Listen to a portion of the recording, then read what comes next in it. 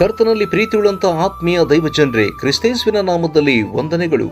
ವಿಶ್ವವಾಣಿ ಏರ್ಪಡಿಸುವ ಒಂದು ದಿನದ ದರ್ಶನ ಕೂಟ, ದಿನಾಂಕ 10 ಮೇ 2025, ಸ್ಥಳ ಸೆಂಟ್ ಮತ್ತಾಯಿಸ್ ಆಡಿಟೋರಿಯಂ ಹಾಲ್, ಬನ್ನಿಮಂಟಪ. ಸಮಯ ಬೆಳಿಗ್ಗೆ 9 ಗಂಟೆಯಿಂದ ಸಂಜೆ 4 ಗಂಟೆವರೆಗೆ. ಸಂದೇಶಕರು ಡಾಕ್ಟರ್ ಪ್ರಭುದಾಸ್ ಹಾಗೂ ರೆವರೆಂಡ್ ಡಾಕ್ಟರ್ ಗಾಬ್ರಿಯಲ್ ಘಂಟಾ ಮತ್ತು ರೆವರೆಂಡ್ ಬದ್ರಿನಾಥ್. ಮಿಷನ್ ಕ್ಷೇತ್ರದಿಂದ ವರದಿಗಳು ರೆವರೆಂಡ್ ಡಾಕ್ಟರ್ ನೋಹನ್ ರಾಜ್. ವಿಶ್ವವಾಣಿ ವೃಂದದವರಿಂದ ಸ್ತುತಿ ಮತ್ತು ಆರಾಧನೆ. ನೋಂದಣಿ ಶುಲ್ಕ ಒಬ್ಬರಿಗೆ ₹300 ಮಾತ್ರ. ಬನ್ನಿರಿ, ಭಾಗವಹಿಸಿರಿ, ಆಶೀರ್ವಾದ ಹೊಂದಿಕೊಳ್ಳ್ರಿ. ಹೆಚ್ಚಿನ ಮಾಹಿತಿಗಾಗಿ ರೆವರೆಂಡ್ ಜೋಸೆಫ್ ರವಿಕುಮಾರ್ ಮತ್ತು ಸಹೋದರ ಜೋಯಲ್ ಕೆನಡಿ ಬೇಗನೆ ಬಂದು ರಿಜಿಸ್ಟ್ರೇಷನ್ ಮಾಡ್ಕೋಬೇಕಾಗಿ ಪ್ರೀತಿನಿಂದ ವಿನಂತಿಸಿಕೊಳ್ಳುತ್ತೇನೆ. ತಡ ಮಾಡಬೇಡ್ರಿ. ಈ ಕೂಟಕ್ಕಾಗಿ ಪ್ರಾರ್ಥಿಸಿರಿ ಮತ್ತು ಭಾಗವಹಿಸಿರಿ. ಧನ್ಯವಾದಗಳು.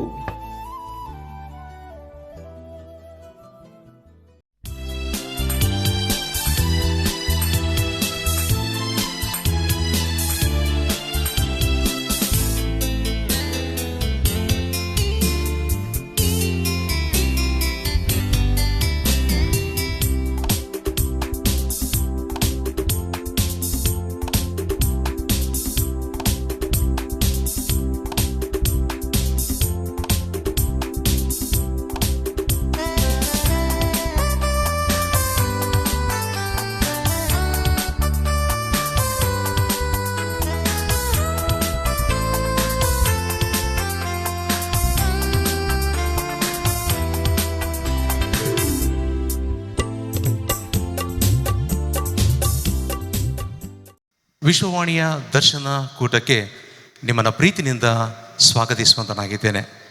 ಕರ್ತನ ಅತಿಶಯವಾದಂಥ ಕೃಪೆಯಿಂದ ಪ್ರತಿದಿನ ಪ್ರಾರ್ಥನೆ ವಿಜ್ಞಾಪನೆಗಳಲ್ಲಿ ನೀವು ಮಾಡುತ್ತಾ ಬಂದಿದ್ದೀರಿ. ನಿಮ್ಮೆಲ್ಲರಿಗೂ ಕೂಡ ನಾನು ವಂದನೆ ಸಲ್ಲಿಸುವಂತನಾಗಿದ್ದೇನೆ. ಹಾಗೆ ಈ ಸಮಯದಲ್ಲಿ ನಾವು ಈ ಕೂಟವನ್ನು ಪ್ರಾರಂಭಿಸುವ ಹಾಗೆ ಬಂದಂಥ ನಮ್ಮ ಚೀಫ್ ಗೆಸ್ಟ್ಗಳನ್ನು ನಾವು ಮುಂದೆ ಕರೆಯುವಂತರಾಗಿದ್ದೇವೆ. ತದನಂತರ ನಾವು ಈ ಕೂಟವನ್ನು ಪ್ರಾರಂಭಿಸುವಂತರಾಗಿದೆ. ಸ್ವಾಗತವನ್ನು ಕೋರುವರಾಗಿದ್ದೇವೆ. ನಮ್ಮ ಮಧ್ಯದಲ್ಲಿ ಈ ದಿನ ಈ ಕಾರ್ಯಕ್ರಮಕ್ಕೆ ಕೂಟವನ್ನು ಇನಾಗ್ರೇಷನ್ ಉದ್ಘಾಟನೆ ಮಾಡುವಂಥ ದೈವ ಸೇವಕರು ಅಯ್ಯನವರಿದ್ದಾರೆ.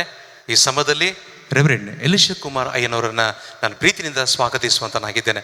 ಅಯ್ಯ, ದಯಮಾಡಿ ಮೇಲುಗಡೆ ಬರಬೇಕಾಗಿ ವಿನಂತಿಸ್ಕೊಳ್ತೇನೆ. ಚಪ್ಪಾಳೆ ತಟ್ಟದನ್ನು ಪ್ರಿಯರೇ, ದಯಮಾಡಿ ಅಯ್ಯನವರು ಮುಂದುಗಡೆ ಬನ್ನಿ. ಜಾನ್ ಅವರು ಅಯ್ಯವ್ರನ್ನು ಸ್ವಾಗತಿಸಬೇಕಾಗಿ ನಾನು ವಿನಂತಿಸ್ಕೊಳ್ತೇನೆ. ಅಯ್ಯ, ವೆಲ್ಕಮ್ ಅಯ್ಯ.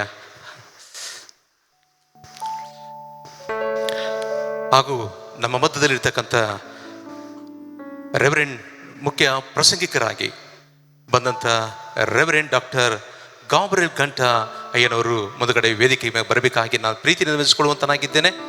ಅವನ ಪ್ರೀತಿಯಿಂದ ಸ್ವಾಗತಿಸುವಂತನಾಗಿದ್ದೇನೆ. ಚಪ್ಪಾಳೆ ತಟ್ಟುತ್ತಾ ಅವನ ಸ್ವಾಗತ. ಜೋಯಲ್ ಅಣ್ಣ ಅವ್ರನ್ನ ಸ್ವಾಗತಿಸಬೇಕಾಗಿ ನಾನು ವಿನಂತಿಸಿಕೊಳ್ಳುವಂತನಾಗಿದ್ದೇನೆ.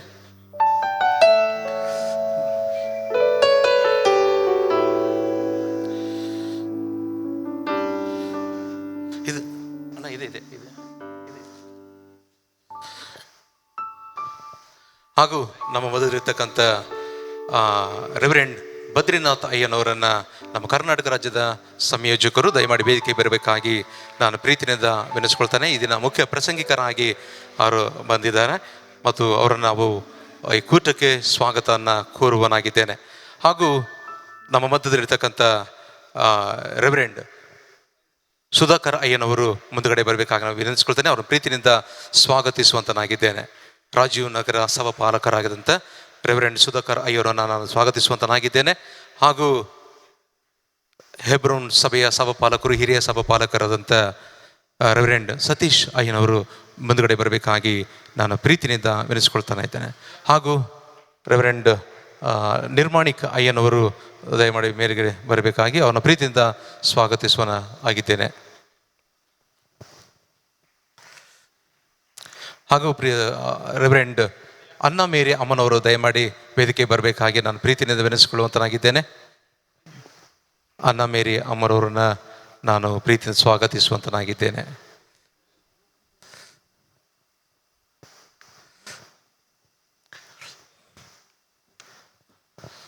ರಶ್ಮಿ ಸಿಸ್ಟರ್ ಅವರು ಸ್ವಾಗತ ಕೋರಬೇಕಾಗಿ ವಿನಂತಿಸ್ಕೊಳ್ತಾನೆ. ಅಮ್ಮನವ್ರನ್ನ ಸ್ವಾಗತ ಕೋರಬೇಕಾಗಿ ವಿನಿಸ್ತೇನೆ. ದಯಮಾಡಿ ಸಭಾಪಾಲಕರು ಯಾರಾದರೂ ಬಂದಿದ್ದಾರೆ ದಯಮಾಡಿ ಮುಂದುಗಡೆ ಸಭಾಪಾಲಕರು ಮುಂದುಗಡೆ ಕೂತ್ಕೊಳ್ಬೇಕಾಗಿ ನಾನು ಪ್ರೀತಿನಿಂದ ವಿನಿಸಿಕೊಳ್ಳುವಂತನಾಗಿದ್ದೇನೆ. ಈ ಸಮಯದಲ್ಲಿ ನಾವು ಈ ಕೂಟವನ್ನು ಉದ್ಘಾಟನೆಗೆ ಹೋಗುವಂತರಾಗಿದ್ದೇವೆ. ಈ ದಿನ ಈ ಕೂಟವನ್ನು ಉದ್ಘಾಟಿಸಲಿಕ್ಕಾಗಿ ನಾವು ಈ ಏರಿಯಾ ಚೇರ್ಮನ್ ಆದಂಥ ಅಧ್ಯಕ್ಷರಾದಂಥ ರೆವರೆಂಡ್ ಎಲಿಶಾ ಕುಮಾರ್ ಅಯ್ಯನವರನ್ನು ಕೇಳಿಕೊಂಡಾಗ ಸಂತೋಷವಾಗಿ ಒಪ್ಪಿಗೆ ಕೊಟ್ಟು ಈ ದಿನ ಈ ಕಾರ್ಯಕ್ರಮಕ್ಕೆ ಅವರು ಉದ್ಘಾಟಿಸಲಿಕ್ಕಾಗಿ ಬಂದಿದ್ದಕ್ಕೆ ನಮ್ಮ ವಿಶ್ವವಾಣಿಯ ತಂಡದ ಪರವಾಗಿ ನನ್ನ ಸ್ವಾಗತವನ್ನು ಕೋರುವಂತನಾಗಿದ್ದೇನಯ್ಯ. ಅಯ್ಯವರು ಈ ಸಮಯದಲ್ಲಿ ಪ್ರಾರ್ಥನೆಯಿಂದ ಈ ಸಮಯದಲ್ಲಿ ದೀಪ ಹಚ್ಚೋದ್ರ ಮೂಲಕವಾಗಿ ನಾವು ಈ ಕೂಟವನ್ನು ಪ್ರಾರಂಭಿಸ್ತೇವೆ. ದೇವರು ವಾಕ್ಯ ಹೇಳ್ತದೆ, ಯೆಶಾಯ 60:1-3 ನೋಡಬೇಕಾದ್ರೆ, 7 ಪ್ರಕಾಶಿಸು, ನಿನಗೆ ಬೆಳಕು ಬಂತು, ಯೆಹೋವನ ತೇಜಸ್ಸು ನಿನ್ನ ಮೇಲೆ ಉದಯಿಸಿದೆ. ಹೀಗೋ ಕತ್ತಲು ಭೂಮಿಯನ್ನು ಆವರಿಸಿದೆ, ಕರ್ಗತ್ತಲು ಜನಾಂಗಗಳನ್ನು ಮುಚ್ಚಿದೆ. ನಿನ್ನ ಮೇಲಾದರೂ ಯೆಹೋವನು ಉದಯಿಸುವನು, ಆತನು ತೇಜಸ್ಸು ನಿನ್ನಲ್ಲಿ ಕಾಣಿಸುವುದು. ಜನಾಂಗಗಳು ನಿನ್ನ ಬೆಳಕಿಗೆ ನೆರೆಯುವರು, ಅರಸರು ನಿನ್ನಲ್ಲಿ ಉದಯ ಪ್ರಕಾಶಕ್ಕೆ ಬರುವರು ಎಂಬುದಾಗಿ. ಕ್ರಿಸ್ತನು ಲೋಕಕ್ಕೆ ಬೆಳಕಾಗಿದ್ದಾನೆ. ಹಾಗಾಗಿ ಈ ಬೆಳಕು ಹಚ್ಚುವುದರ ಮೂಲಕವಾಗಿ ನಾವು ಈ ಕೂಟವನ್ನು ಉದ್ಘಾಟಿಸಿ ಪ್ರಾರ್ಥನೆಗೆ ಮುಂದೆ ಸಾಗೋಣ. ಹಾಗೂ ಲೋಕದಲ್ಲಿರ್ತಕ್ಕಂಥ ಕರ್ಗತ್ತಲ ಜನಾಂಗದಕ್ಕೆ ಈ ಲೋಕದಲ್ಲಿ ಬೆಳಕಾಗಿ ದೇವರು ನಮ್ಮನ್ನು ಇಟ್ಟಿದ್ದಾನೆ. ಹಾಗಾಗಿ ಈ ಹಚ್ಚೋದ್ರ ಮೂಲಕ ಲೋಕದ ಜನರಿಗೆ ಪ್ರೀತಿಯ ಸುವಾರ್ತೆಯನ್ನು ಪ್ರಕಟಿಸೋಣ ಪ್ರೇರೆ. ಬನ್ನಿ ಪ್ರೇರೆ, ಈ ಸಭದಲ್ಲಿ ಮುಂದಿನ ಸಮಯವನ್ನು ರೆವರೆಂಡ್ ಎಲಿಶಾ ಕುಮಾರ್ ಅಯ್ಯರಿಗೆ ಒಪ್ಪಿಸುವಂತನಾಗಿದ್ದೇನೆ.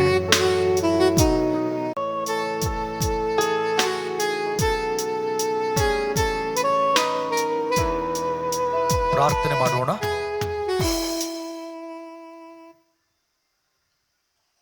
ನಾನೇ ಲೋಕಕ್ಕೆ ಬೆಳಕಾಗಿದ್ದೇನೆ, ನೀವು ಲೋಕಕ್ಕೆ ಬೆಳಕಾಗಿದ್ದೀರಿ ಎಂಬುದಾಗಿ ನಮ್ಮನ್ನು ಕರೆದ ನಮ್ಮ ಯೇಸುವಿನಲ್ಲಿ ತಂದೆಯಾದ ದೇವರೇ, ಈ ಸುಂದರ ಸಮಯಕ್ಕಾಗಿ ನಾವು ನಿನ್ನನ್ನು ವಂದಿಸುತ್ತೇವೆ. ಕತ್ತಲೆಯ ಜಗತ್ತಿಗೆ ಬೆಳಕಾಗಿ ಉದಯಿಸಿದ ನಿನ್ನ ಮಗನಾದಂಥ ಯೇಸು ಕ್ರಿಸ್ತನ ಸಂದೇಶಕ್ಕಾಗಿ ನಾವು ನಿನ್ನನ್ನು ವಂದಿಸುತ್ತೇವೆ. ಕತ್ತಲೆಯ ಹೃದಯಗಳಿಗೆ ನಿನ್ನ ಮಗನನ್ನು ಬೆಳಕಾಗಿ ನೀನು ಕಳಿಸಿಕೊಟ್ಟದ್ದಕ್ಕಾಗಿ ನನಗೆ ಸ್ತೋತ್ರ ಸಲ್ಲಿಸ್ತೇವೆ. ನಮ್ಮ ದೇವರೇ, ಯೇಸು ಲೋಕಕ್ಕೆ ಬೆಳಕಾಗಿದ್ದಾನೆ ಎನ್ನುವ ಸಂದೇಶವನ್ನು ಜಗತ್ತಿನಾದ್ಯಂತ ಪ್ರಸರಿಸುವ ಜವಾಬ್ದಾರಿಯನ್ನು ಹೊತ್ತು ಅಮೂಲ್ಯವಾದ ಸೇವೆ ಸಲ್ಲಿಸುತ್ತಿರುವ, ಸುವಾರ್ತೆ ಎಲ್ಲೆಲ್ಲಿ ತಲುಪಬೇಕಾಗಿದೆ ಎಂಬುದನ್ನು ಹುಡುಕಿ ಸುವಾರ್ತೆ ತಲುಪಿಲ್ಲದರಂತಹ ಸ್ಥಳಗಳಿಗೆ ಸುವಾರ್ತೆಯನ್ನು ತಲುಪಿಸುವ ನಿಷ್ಠೆಯ ಸೇವೆಯಲ್ಲಿ ತೊಡಗಿಸಿಕೊಂಡಿರುವ ವಿಶ್ವವಾಣಿ ಸಂಸ್ಥೆಗಾಗಿ, ಅದರ ನಿರ್ದೇಶಕರು, ಮುಖ್ಯಸ್ಥರು, ಸೇವಕಿಯರಿಗಾಗಿ ನಾವು ನಿನ್ನನ್ನು ವಂದಿಸುತ್ತೇವೆ. ನಮ್ಮ ದೇವರ ವಿಶ್ವವಾಣಿಯ ಸೇವೆಯನ್ನು ನೀ ಆಶೀರ್ವದಿಸಿದ್ದಿ ಎಂಬುದಾಗಿ ನಾವು ಸ್ಮರಿಸಿ ನಿನ್ನನ್ನು ವಂದಿಸುತ್ತೇವೆ. ಇಂದು ವಿಶ್ವವಾಣಿಯ ವತಿಯಿಂದ ಏರ್ಪಾಡಾಗಿರುವ ದರ್ಶನ ಕೂಟಕ್ಕಾಗಿ ನನಗೆ ಸ್ತೋತ್ರವಾಗಲಿ. ನಮ್ಮ ದೇವರೇ, ಈ ದಿವಸ ಇಲ್ಲಿ ಸೇರಿ ಬರುವ ಎಲ್ಲರಿಗೆ ಪ್ರಾರ್ಥಿಸುವಾಗ, ನಿನ್ನ ವಾಕ್ಯ ಧ್ಯಾನ ಮಾಡುವಾಗ ನಿನ್ನ ದರ್ಶನವಾಗಲಿ, ನಿನ್ನ ಮಗನಾದಂಥ ಯೇಸು ಕ್ರಿಸ್ತನ ದರ್ಶನವಾಗಲಿ.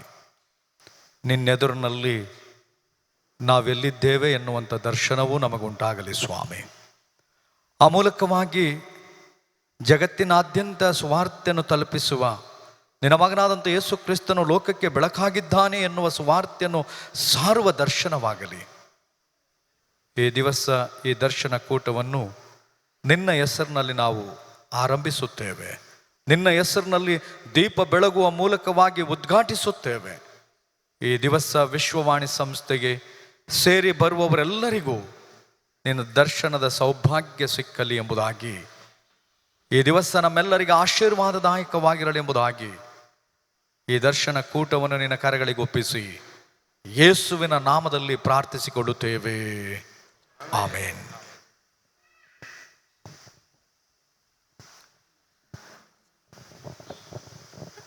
ತಂದೆ, ಮಗ, ಪರಿಶುದ್ಧಾತ್ಮನಾಗಿರುವ ತ್ರಯೇಕ ದೇವರ ನಾಮದಲ್ಲಿ ವಿಶ್ವವಾಣಿ ಸಂಸ್ಥೆಯ ವತಿಯಿಂದ ನಡೆಯುತ್ತಿರುವ ಈ ದರ್ಶನ ಕೂಟವನ್ನು ಉದ್ಘಾಟಿಸುತ್ತೇವೆ.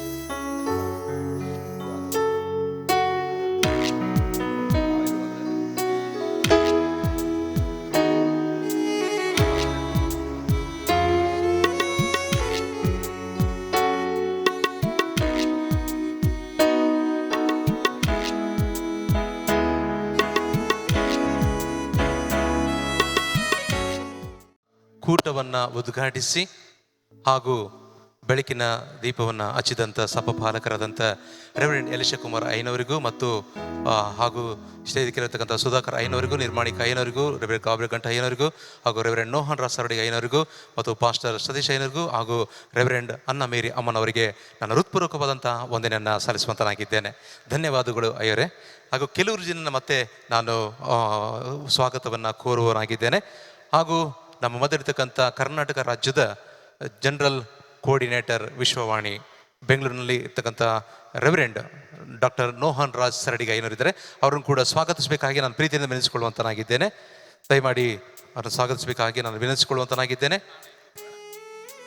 ಹಾಗೂ ರೆವರೆಂಡ್ ಗುರುಶಾಂತ್ ಅಯ್ಯವರು ಬಂದಿದ್ದಾರಾ? ಮುಂದುಗಡೆ.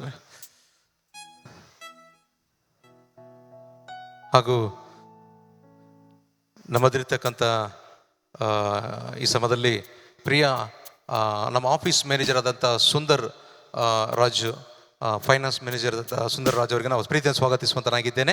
ಅವ್ರನ್ನು ಕೂಡ ಸ್ವಾಗತಿಸಬೇಕಾಗಿ ನಾನು ವಿನಿಸಿಕೊಳ್ಳುವಂತನಾಗಿದ್ದೇನೆ.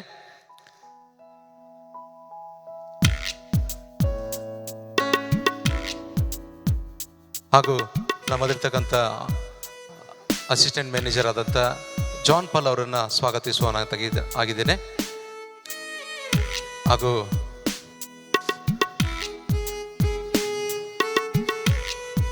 ನಮ್ಮದೇ ಮಂಡ್ಯದಲ್ಲಿ ಸೇವೆ ಮಾಡುತ್ತಿರುವಂಥ ವಿಶ್ವವಾಣಿ ಸೇವಕರು ರೆವರೆಂಡ್ ಇಮಾನುವೇಲ್ ಸಂಪತ್ ಅವರನ್ನು ಕೂಡ ಸ್ವಾಗತಿಸಬೇಕಾಗಿ ನಾನು ವಿನಂತಿಸಿಕೊಳ್ಳುವಂತನಾಗಿದ್ದೇನೆ.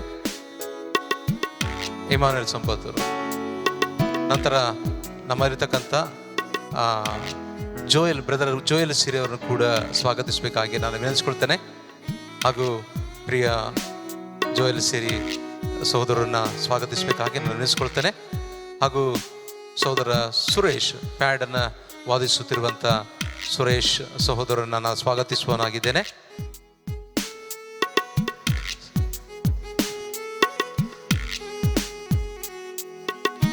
ಹಾಗೂ ಭದ್ರಾವತಿಯಿಂದ ಕೀಬೋರ್ಡ್ ಬಾರಿಸ್ತಿರುವಂಥ ಸಹೋದರರು ಜಾನ್ ಅವರನ್ನು ನಾವು ಪ್ರೀತಿಯಿಂದ ಸ್ವಾಗತಿಸುವಂತನಾಗಿದ್ದೇನೆ. ಹಾಗೂ ನಮ್ಮ ರಾಜ್ಯದ ಸಂಯೋಜಕರು ವೈಫ್ ಆದಂಥ ಪ್ರಿಯ ಎಲಿಜಬೆತ್ ಸಹೋದರಿ ದಯಮಾಡಿ ಮುಂದುಗಡೆ ಬರಬೇಕು. ಎಲಿಜಬೆತ್ ಮತ್ತು ಹಾಗೂ ಜಯ ಶಾಂತರಾಜ್ ಪಾಸ್ಟರ್ ಮಿಸಸ್ ಅವರು ದಯಮಾಡಿ ಮುಂದುಗಡೆ ಬನ್ನಿ. ಅವ್ರನ್ನ ಕೂಡ ಸ್ವಾಗತಿಸಬೇಕಾಗಿ ನಾನು ಪ್ರೀತಿ ನಿಲ್ಲಿಸ್ಕೊಳ್ತೇನೆ.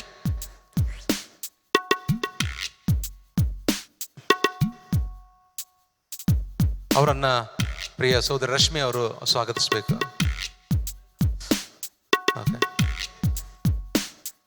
ಹಾಗೂ ಸಹೋದರ ಸುರೇಶ್ ಅಣ್ಣ ಅವ್ರಿಗೆ ಸ್ವಾಗತಿಸಬೇಕಾಗಿ ನಾನು ವಿನಂತಿಸಿಕೊಳ್ಳುವಂತನಾಗಿದ್ದೇನೆ. ಹಾಗೂ ಸಹೋದರ ರಾಜು ಮೋಜಸ್ ಅವರನ್ನು ಕೂಡ ಸ್ವಾಗತಿಸಬೇಕಾಗಿ ನಾನು ವಿನಂತಿಸಿಕೊಳ್ತೇನೆ. ಹಾಗೂ ನಮ್ಮ ಮಧ್ಯದಲ್ಲಿರ್ತಕ್ಕಂಥ ಬ್ರದರನ್ ಸಭೆಯ ಸಭಾಪಾಲಕರಾದಂಥ ಜಾನ್ ಸಿರಿ ಅಂಕಲ್ ಅವರು ದಯಮಾಡಿ ಮುಂದುಗಡೆ ಬರಬೇಕು. ಬ್ರದರ್ ಜಾನ್ ಸಿರಿ ಅಂಕಲ್ ಅವರನ್ನು ಕೂಡ ಸ್ವಾಗತಿಸಬೇಕಾಗಿ ನಾನು ವಿನಂತಿಸಿಕೊಳ್ಳುವಂತನಾಗಿದ್ದೇನೆ. ಜಾನ್ ಸಿರಿ ಅಂಕಲ್ ಅವರು ಕೂಡ ಮುಂದುಗಡೆ ಬರಬೇಕು. ಅವ್ರನ್ನು ಕೂಡ ಸ್ವಾಗತಿಸುವಂತನಾಗಿದ್ದೇನೆ. ರೆವರೆಂಡ್ ಜಾನ್ಸನ್ ಪಾಲ್ ಅಯ್ಯನವರು ಉಪಸ್ಥಿತರಲ್ಲಿ ಇರಬೇಕಾಗಿತ್ತು. ಈ ದಿನ ಬೆಂಗಳೂರಿನಲ್ಲಿ ಬೇರೆ ಒಂದು ಕಾರ್ಯಕ್ರಮ ಇರುವುದರಿಂದ ಅವರು ವಿಶಸ್ಸನ್ನು ತಿಳಿಸಿದ್ದಾರೆ ಮತ್ತು ಅವರಿಗೆ ನಾವು ಪ್ರೀತಿನಿಂದ ಸ್ವಾಗತಿಸುವಂತಾಗಿದೆ. ಅಮ್ಮವ್ರು ಬಂದಿದ್ದಾರಾ? ಅಮ್ಮವ್ರು ಬರ್ತಾರೆ ಅಂತ ಹೇಳಿದರು. ಅಮ್ಮವರು ಅಮ್ಮವ್ರು ಬಂದಿಲ್ಲ. ಹಾಗೂ ದಯಮಾಡಿ ಎಲಿಜಬೆತ್ ಅಮ್ಮನವ್ರಿಗೆ ಸ್ವಾಗತಿಸಬೇಕಾಗಿ ನಾನು ನೆನೆಸಿಕೊಳ್ಳುವಂತನಾಗಿದ್ದೇನೆ. ಅವರನ್ನು ಹಾಗೂ ಜಯ ಶಾಂತರಾಜು ಅವರು ಕೂಡ ಪಾಸ್ಟರ್ ಮಿಸಸ್. ಇವರು ನಮ್ಮ ರಾಜ್ಯದ ಸಂಯೋಜಕರು ವೈಫ್. ನಂತರ ಈಗ ಜಯ ಶಾಂತರಾಜ್ ಇವರು ಸೊಂಡೂರು, ಬಳ್ಳಾರಿ ಜಿಲ್ಲೆಯ ಸೊಂಡೂರಿನಿಂದ ಇಂಡಿಪೆಂಡೆಂಟ್ ಸಭೆಯ ಸಭಾಪಾಲಕರು. ಸೊ ಅವರು ಬಂದಿದ್ದಾರೆ, ಅವ್ರಿಗೆ ಕೂಡ ವಂದನೆ ಸಲ್ಲಿಸ್ತೇನೆ.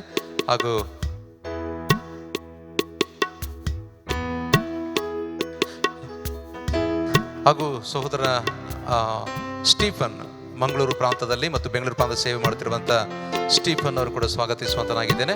ಹಾಗೂ ಪಾಸ್ಟಮ್ ಅವರು ನಿರ್ಮಾಣಿಕ ಅಮ್ಮನವರು ಕೂಡ ಬರಬೇಕಾ. ಕಾಂತ ನಿರ್ಮಾಣಿಕ ಅಮ್ಮನವರು ಕೂಡ ನಾವು ಸ್ವಾಗತವನ್ನು ಕೋರುವರಾಗಿದ್ದೇವೆ. ಅವರು ಕೂಡ ವೇದಿಕೆ ಬರಬೇಕಾಗಿ ವಿನಂತಿಸಿಕೊಳ್ಳುವಂತನಾಗಿದ್ದೇನೆ.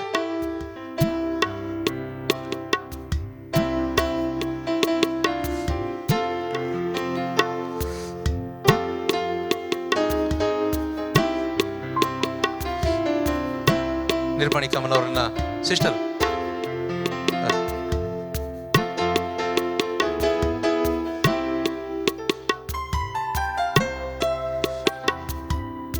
ನಿರ್ಮಾಣಿಕ ಅಮ್ಮನವರು ಕೂಡ ಸ್ವಾಗತಿಸಬೇಕಾಗಿ ವಿನಂತಿಸುತ್ತೇನೆ.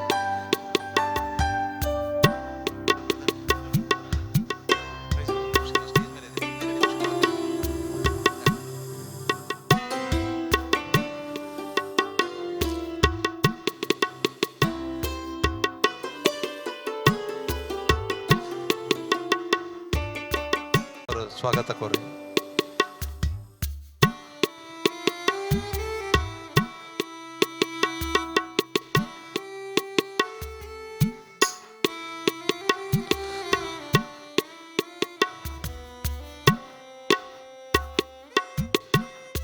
ಮತ್ತು ಹಾಗೂ ನಿಮ್ಮೆಲ್ಲರಿಗೂ ಕೂಡ ಕ್ರಿಸ್ತನ ನಾಮದಲ್ಲಿ ಸ್ವಾಗತವನ್ನು ಕೋರುವಂತಾಗಿದ್ದೇನೆ. ಪಾಸ್ಟರ್ಸ್ ಅನೋಕ್ ಪಾಸ್ಟರ್ ದಯಮಾಡಿ ಅನೋಕ್ ಪಾಸ್ಟರ್ ಅವರು ಮುಂದುಗಡೆ ಬರಬೇಕು. ಮೈಸೂರು ಬೈಬಲ್ ಸಭೆಯ ಸಭಾಪಾಲಕರು ಅನೋಕ್ ಪಾಸ್ಟರ್ ಅವರನ್ನು ಕೂಡ ನಾವು ಸ್ವಾಗತವನ್ನು ಕೋರುವವರಾಗಿದ್ದೇವೆ. ಅನೋಕ್ ಪಾಸ್ಟರ್ ಜೋಯಲ್ ಅಣ್ಣ ಸ್ವಾಗತ ಕೋರಬೇಕಾಗಿ ವಿನಂತಿಸುತ್ತೇನೆ. ಜಾನ್ ಸ್ವಾಗತ. Thank you pastor.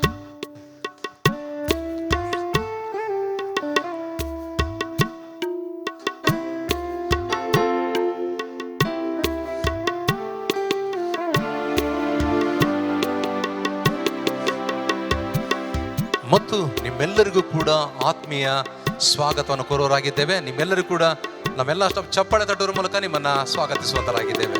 ನಿಮ್ಮೆಲ್ಲರಿಗೂ ಕೂಡ ಹೃತ್ಪೂರ್ವಕವಾದಂಥ ಸ್ವಾಗತ ಮತ್ತು ಧನ್ಯವಾದಗಳನ್ನು ಸಲ್ಲಿಸುವಂತನಾಗಿದ್ದೇನೆ. ಹಾಗೆ ಈ ಸಮಯದಲ್ಲಿ ಪ್ರಿಯರೇ, ನಾವು ನಮ್ಮ ಮೊದಲಿರ್ತಕ್ಕಂಥ ವಿಶ್ವವಾಣಿ ತಂಡದವರೆಲ್ಲ ಕೂಡ ಹಾಡಿನ ತಂಡದವರು ಮುಂದುಗಡೆ ಬರಬೇಕಾಗಿ ನಾನು ಪ್ರೀತಿ ನೆನೆಸಿಕೊಳ್ತೇನೆ.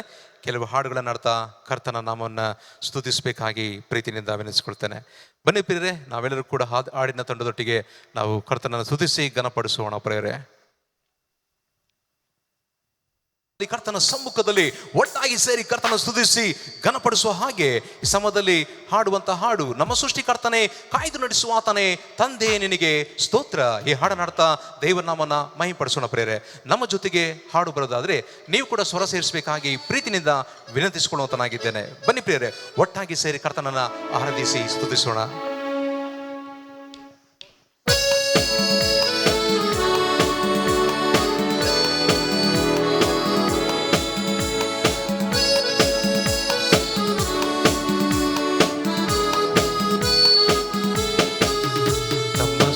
ಕರ್ತನೆ ಕಾಯ್ದು ನಡೆಸುವಾತನೇ ತಂದೆ ನಿನಗೆ ಸ್ತೋತ್ರ.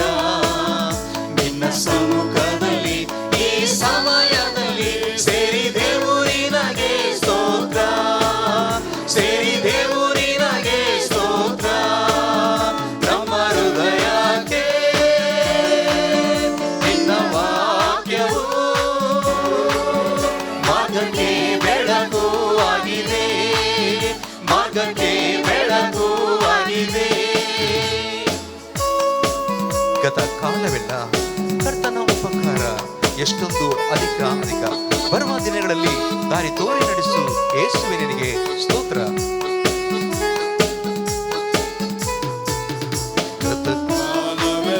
ಕರ್ತನ ಉಪಕಾರ ಎಷ್ಟೊಂದು ಅಧಿಕ ಅಧಿಕ. ಬರುವ ದಿನಗಳಲ್ಲೂ ದಾರಿ ತೋರಿ ನಡೆಸು ಯೇಸುವೇ ನಿನಗೆ ಸ್ತೋತ್ರ, ಯೇಸುವೇ ನಿನಗೆ ಸ್ತೋತ್ರ. ನಮ್ಮ ಹೃದಯಕ್ಕೆ ನಿನ್ನ ವಾಕ್ಯವು ಮಾರ್ಗಕ್ಕೆ ಬೆಳಕು ಆಗಿದೆ, ಮಾರ್ಗಕ್ಕೆ ಬೆಳಕು ಆಗಿದೆ.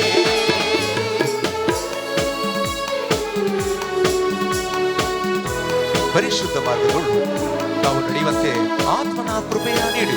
ನಿಜ ಪ್ರೀತಿಯಲ್ಲಿ ನಾವು ಜೀವಿಸಲು ಆತ್ಮನಿಂದ ತುಂಬಿಸು.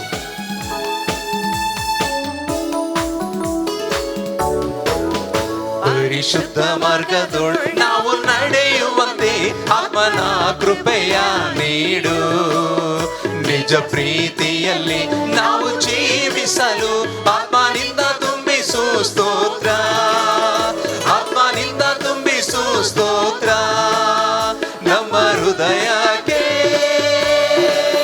ನಿನ್ನ ವಾಕ್ಯವು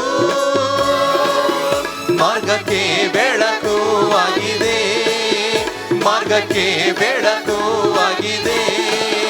ನಮ್ಮ ಸೃಷ್ಟಿಕರ್ತನೆ ಕಾಯ್ದು ನಡೆಸುವಾತನೇ ತಂದೆ ನಿಮಗೆ ಸ್ತೋತ್ರ. ನಿನ್ನ ಸಮ್ಮುಖದಲ್ಲಿ ಈ ಸಮಯದಲ್ಲಿ ಸೇರಿದೆವು ನಿನಗೆ ಸ್ತೋತ್ರ, ಸೇರಿದೆವು ನಿನಗೆ ಸ್ತೋತ್ರ, ಸೇರಿದೆವು ನಿನಗೆ ಸ್ತೋತ್ರ. ಬನ್ನಿ ಪ್ರಿಯರೇ, ಮತ್ತೊಂದು ಹಾಡು ನಡ್ತಾ ದೇವನಾಮನ ಮಹಿಮೆಪಡಿಸೋಣ. ಹಲ್ಲೆಲೂಯ. ಯೇಸು ಪ್ರಭು ಎಲ್ಲರೂ ಸ್ತುತಿಸಿರಿ, ಶಕ್ತಿವಂತ ಕಾರ್ಯವನ್ನ ವಿವರಿಸಿ ಸ್ತುತಿಸಿರಿ, ಮಹತ್ ಕಾರ್ಯ ಮಾಡುವ ಯೇಸುವನ್ನ ಸ್ತುತಿಸಿರಿ, ಎಲ್ಲನ್ನು ಸ್ವೀಕರಿಸುವ ಕ್ರಿಸ್ತನನ್ನ ಸ್ತುತಿಸಿರಿ. ಬನ್ನಿ ಪ್ರಿಯರೇ, ಈ ಹಾಡು ನಡ್ತಾ ದೇವನ ನಾಮನ ಮಹಿಮೆಪಡಿಸೋಣ ಪ್ರಿಯರೇ.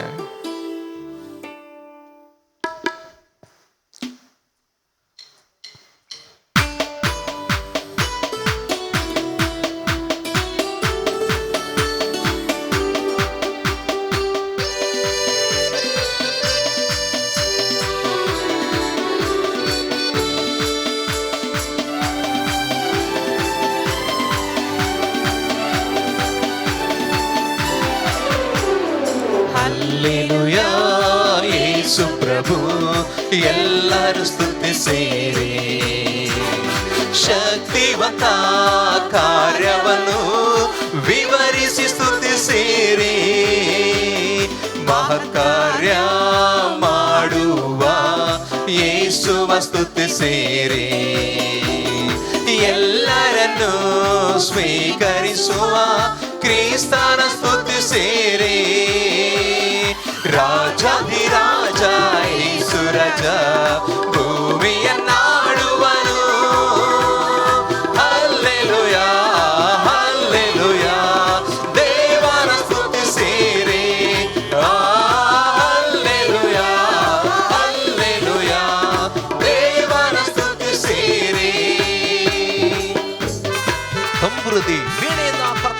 ಸ್ತುತಿಸಿರಿ. ಪಾಪವನ್ನು ರಕ್ತದಿಂದ ತೊಳೆದನ್ನು ಸ್ತುತಿಸಿರಿ. ತುತ್ತೂರಿಯಿಂದ ತಾಳದಿಂದ ಕರ್ತನನ್ನ ಸ್ತುತಿಸಿರಿ. ನಿರಂತರವೂ ಮಾರ್ಪಡದ ಯೇಸುವನ್ನ ಸ್ತುತಿಸಿರಿ.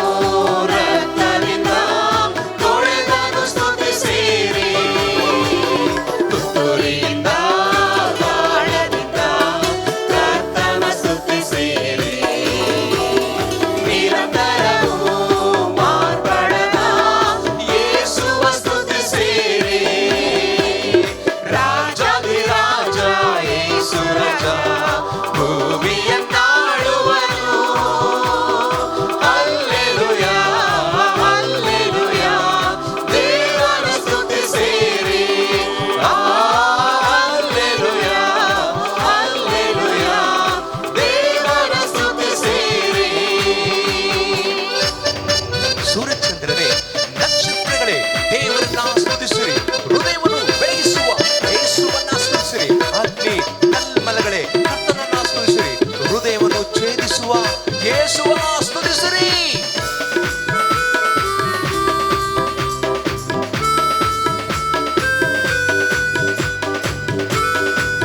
ಚಪ್ಪಾಳೆ ತಡ್ತಾ ಕರ್ತನ ಸ್ತುತಿಸೋಣ. ಕರ್ತನ ನಾಮವನ್ನು ಮಹಿಮೆಪಡಿಸೋಣ ಪ್ರೇರೆ. ಸೂರ್ಯಚಂದ್ರರೇ, ನಕ್ಷತ್ರಗಳೇ, ದೇವನ ಸ್ತುತಿಸಿರಿ. ಹೃದಯವನ್ನು ಬೆಳಗಿಸುವ ಯೇಸುವ ಸ್ತುತಿಸಿರಿ. ಅಗ್ನಿ ಕಲ್ಮಳೆಗಾಳೆ, ಕರ್ತನ ಸ್ತುತಿಸಿರಿ. ಹೃದಯವನ್ನು ಛೇದಿಸುವ ಯೇಸುವ ಸ್ತುತಿಸಿರಿ. ರಾಜಾಧಿರಾಜ ಯೇಸು ರಾಜ, ಭೂಮಿಯನ್ನಾಳುವನು. ಹಲ್ಲೆಲೂಯಾ, ಹಲ್ಲೆಲೂಯಾ, ದೇವರ ಸ್ತುತಿಸಿರಿ. ಹಲ್ಲೆಲೂಯಾ, ಹಲ್ಲೆಲೂಯಾ, ದೇವರ ಸ್ತುತಿಸಿರಿ. ಯುವಜನರೇ, ಚಿಕ್ಕ ಮಕ್ಕಳೇ, ದೇವರನ್ನ ಸ್ತುತಿಸಿರಿ. ಜೀವಿತದ ಪ್ರಭುಗಾಗಿ ಸಮರ್ಪಿಸಿ ಸ್ತುತಿಸಿರಿ. ದೊಡ್ಡವರೇ, ಪ್ರಭುಗಳೇ, ಯೇಸುವನ್ನ ಸ್ತುತಿಸಿರಿ. ಆಸ್ತಿಯನ್ನ ಯೇಸುವಿಗೆ ಅರ್ಪಿಸಿ ಸ್ತುತಿಸಿರಿ.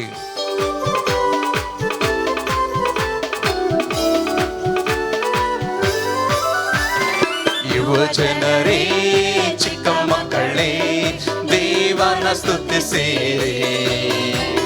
ಜೀವಿತದ ಪ್ರಭುಗಾಗಿ ಸಮರ್ಪಿಸಿ ಸ್ತುತಿಸಿರಿ. ದೊಡ್ಡವರೇ, ಪ್ರಭುಗಳೇ, ಯೇಸುವ ಸ್ತುತಿಸಿರಿ. ಆಸ್ತಿಯನ್ನು ಯೇಸುವಿಗೆ ಅರ್ಪಿಸಿ ಸ್ತುತಿಸಿರಿ. ರಾಜಾಧಿರಾಜ ಯೇಸು ರಾಜ, ಭೂಮಿಯನ್ನಾಳುವನು. ಹಲ್ಲೆಲೂಯಾ, ಹಲ್ಲೆಲೂಯಾ, ದೇವರ ಸ್ತುತಿಸಿರಿ.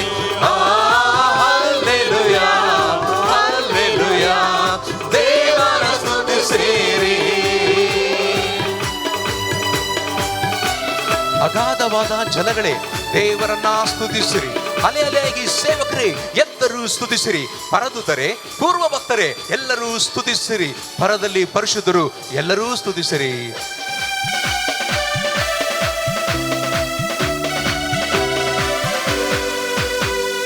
ಅಗಾಧವಾದ ಜಲಗಳೇ, ದೇವನ ಸ್ತುತಿಸಿರಿ. ಅಲೆ ಅಲೆಯಾಗಿ ಸೇವಕರು ಎಲ್ಲರೂ ಸ್ತುತಿಸಿರಿ. ಪರದೂತರೇ, ಪೂರ್ವ ಭಕ್ತರೇ, ದೇವನ ಸ್ತುತಿಸಿರಿ. ಪರದಲ್ಲಿ ಪರಿಶುದ್ಧರು ಎಲ್ಲರೂ ಸ್ತುತಿಸಿರಿ. ರಾಜಾಧಿರಾಜ ಯೇಸು ರಾಜ, ಭೂಮಿಯನ್ನಾಳುವನು.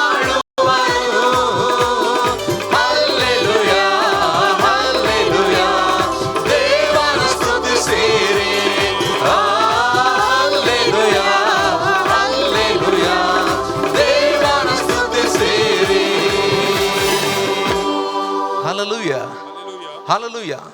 ಸಂತೋಷವಾಗಿದ್ದೀರಾ? ಒಂದ್ಸಾರಿ ನೆಹರು ಅವರು ಆಫ್ರಿಕಾ ದೇಶಕ್ಕೆ ಹೋದ್ರಂತೆ. ಅಲ್ಲಿ ನನ್ನ ಪರಿಸ್ಥಿತಿ ಅದೇ ಇಲ್ವಾ? ಒಬ್ಬ ಇಂಡಿಯಾದ ಅಷ್ಟು ದೊಡ್ಡ ವ್ಯಕ್ತಿ ತನ್ನನ್ನು ಅವಮಾನ ಪಡಿಸ್ಕೊಂಡ್ರು ಕೂಡ ಮಕ್ಕಳ ಸಂತೋಷವನ್ನ ಅಪೇಕ್ಷೆ ಮಾಡಿದ್ರು ಅಲ್ಲ. ಹಾಗಾಗಿ ಪ್ರಿಯರೇ, ನಾವು ಕರ್ತನ ಸಮ್ಮುಖದಲ್ಲಿದ್ದೇವೆ. ಎಲ್ಲರೂ ಸಂತೋಷವಾಗಿ ಕರ್ತನನ್ನ ಸ್ತುತಿಸಿ ಕನಪಡಿಸೋಣ ಪ್ರಿಯರೇ. ಮತ್ತೊಂದು ಹಾಡನಾಡ್ತಾ ದೇವನಾಮನ ಮಹಿಮೆಪಡಿಸೋಣ ಪ್ರಿಯರೇ. ಶ್ರೀಯೇಸು ನಾಮ ಅತಿಶಯ ನಾಮ, ಪಾಪಿಗೆ ಇಂಪಾದ ನಾಮ. ಈ ಹಾಡು ಎಲ್ಲರೂ ಬರುತ್ತಲ್ಲ, ನಮ್ಮ ಜೊತೆಗೆ ನೀವು ಕೂಡ ಸ್ವರ ಸೇರಿಸಬೇಕಾಗಿ ವಿನಂತಿಸಿಕೊಳ್ಳುವಂತನಾಗಿದ್ದೇನೆ. ಯೇಸುವಿನ ದಿವ್ಯನಾಮ ಸರ್ವ ಜನರು ಅಡ್ಡ ಬಿದ್ದು ಆರಾಧಿಸುವಂತ ನಾಮ. ಹಾಲೆಲೂಯ. ಬನ್ನಿ ಪ್ರಿಯರೇ, ಶ್ರೇಷ್ಠವಾದಂಥ ನಾಮವನ್ನು ನಾವು ಆರಾಧಿಸಿ ಸ್ತುತಿಸೋಣ ಪ್ರಿಯರೇ.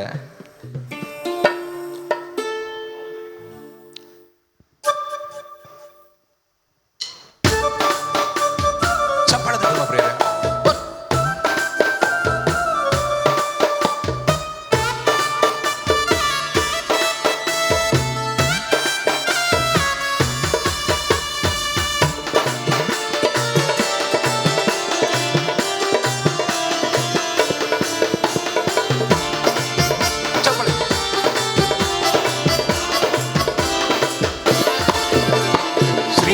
ಸುನಾಮ ಅತಿಶಯ ನಾಮ, ಪಾಪಿಗೆ ಪದನಾಮ.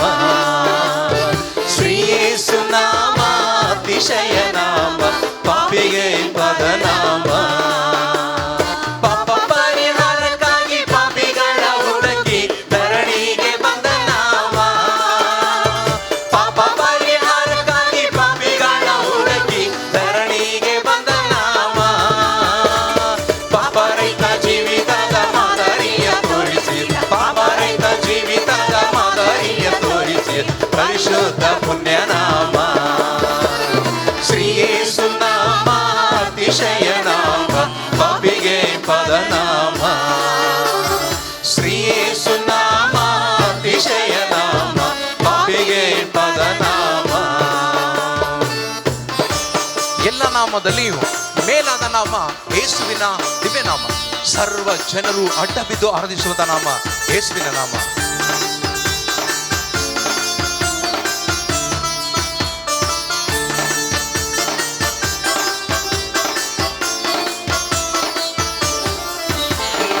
ಎಲ್ಲ ನಾಮದಲ್ಲಿಯೂ ಮೇಲಾದ ನಾಮ ಯೇಸುವಿನ ದಿವ್ಯ ನಾಮ. ಎಲ್ಲ ನಾಮದಲ್ಲಿಯೂ ಮೇಲಾದ ನಾಮ ಯೇಸುವಿನ ದಿವ್ಯ ನಾಮ. ಸರ್ವ ಜನರೆಲ್ಲ ಅಡ್ಡ ಬಿದ್ದು ಸ್ತೋತ್ರ ಮಾಡಿ, ಸರ್ವ ಜನರೆಲ್ಲ ಅಡ್ಡ ಬಿದ್ದು ಸ್ತೋತ್ರ ಮಾಡಿ, ಹರ್ಷದಿಂದ ಮಾಡುವ ನಾಮ. ಶ್ರೀಯೇಸು ನಾಮ ಅತಿಶಯ ನಾಮ, ಪಾಪಿಗೆ ಪದನಾಮ. ಶ್ರೀಯೇಸು ನಾಮ ಅತಿಶಯ ನಾಮ, ಪಾಪಿಗೆ ಪದನಾಮ. ಲೆಕ್ಕವಿಲ್ಲದಷ್ಟು ಪಾಪ ನನ್ನಿಂದ ತೆಗೆದು ನನಗಾಗಿ ಮಾಡಿದ ಪಾಪ. ಬನ್ನಿ ಪ್ರಿಯರೇ,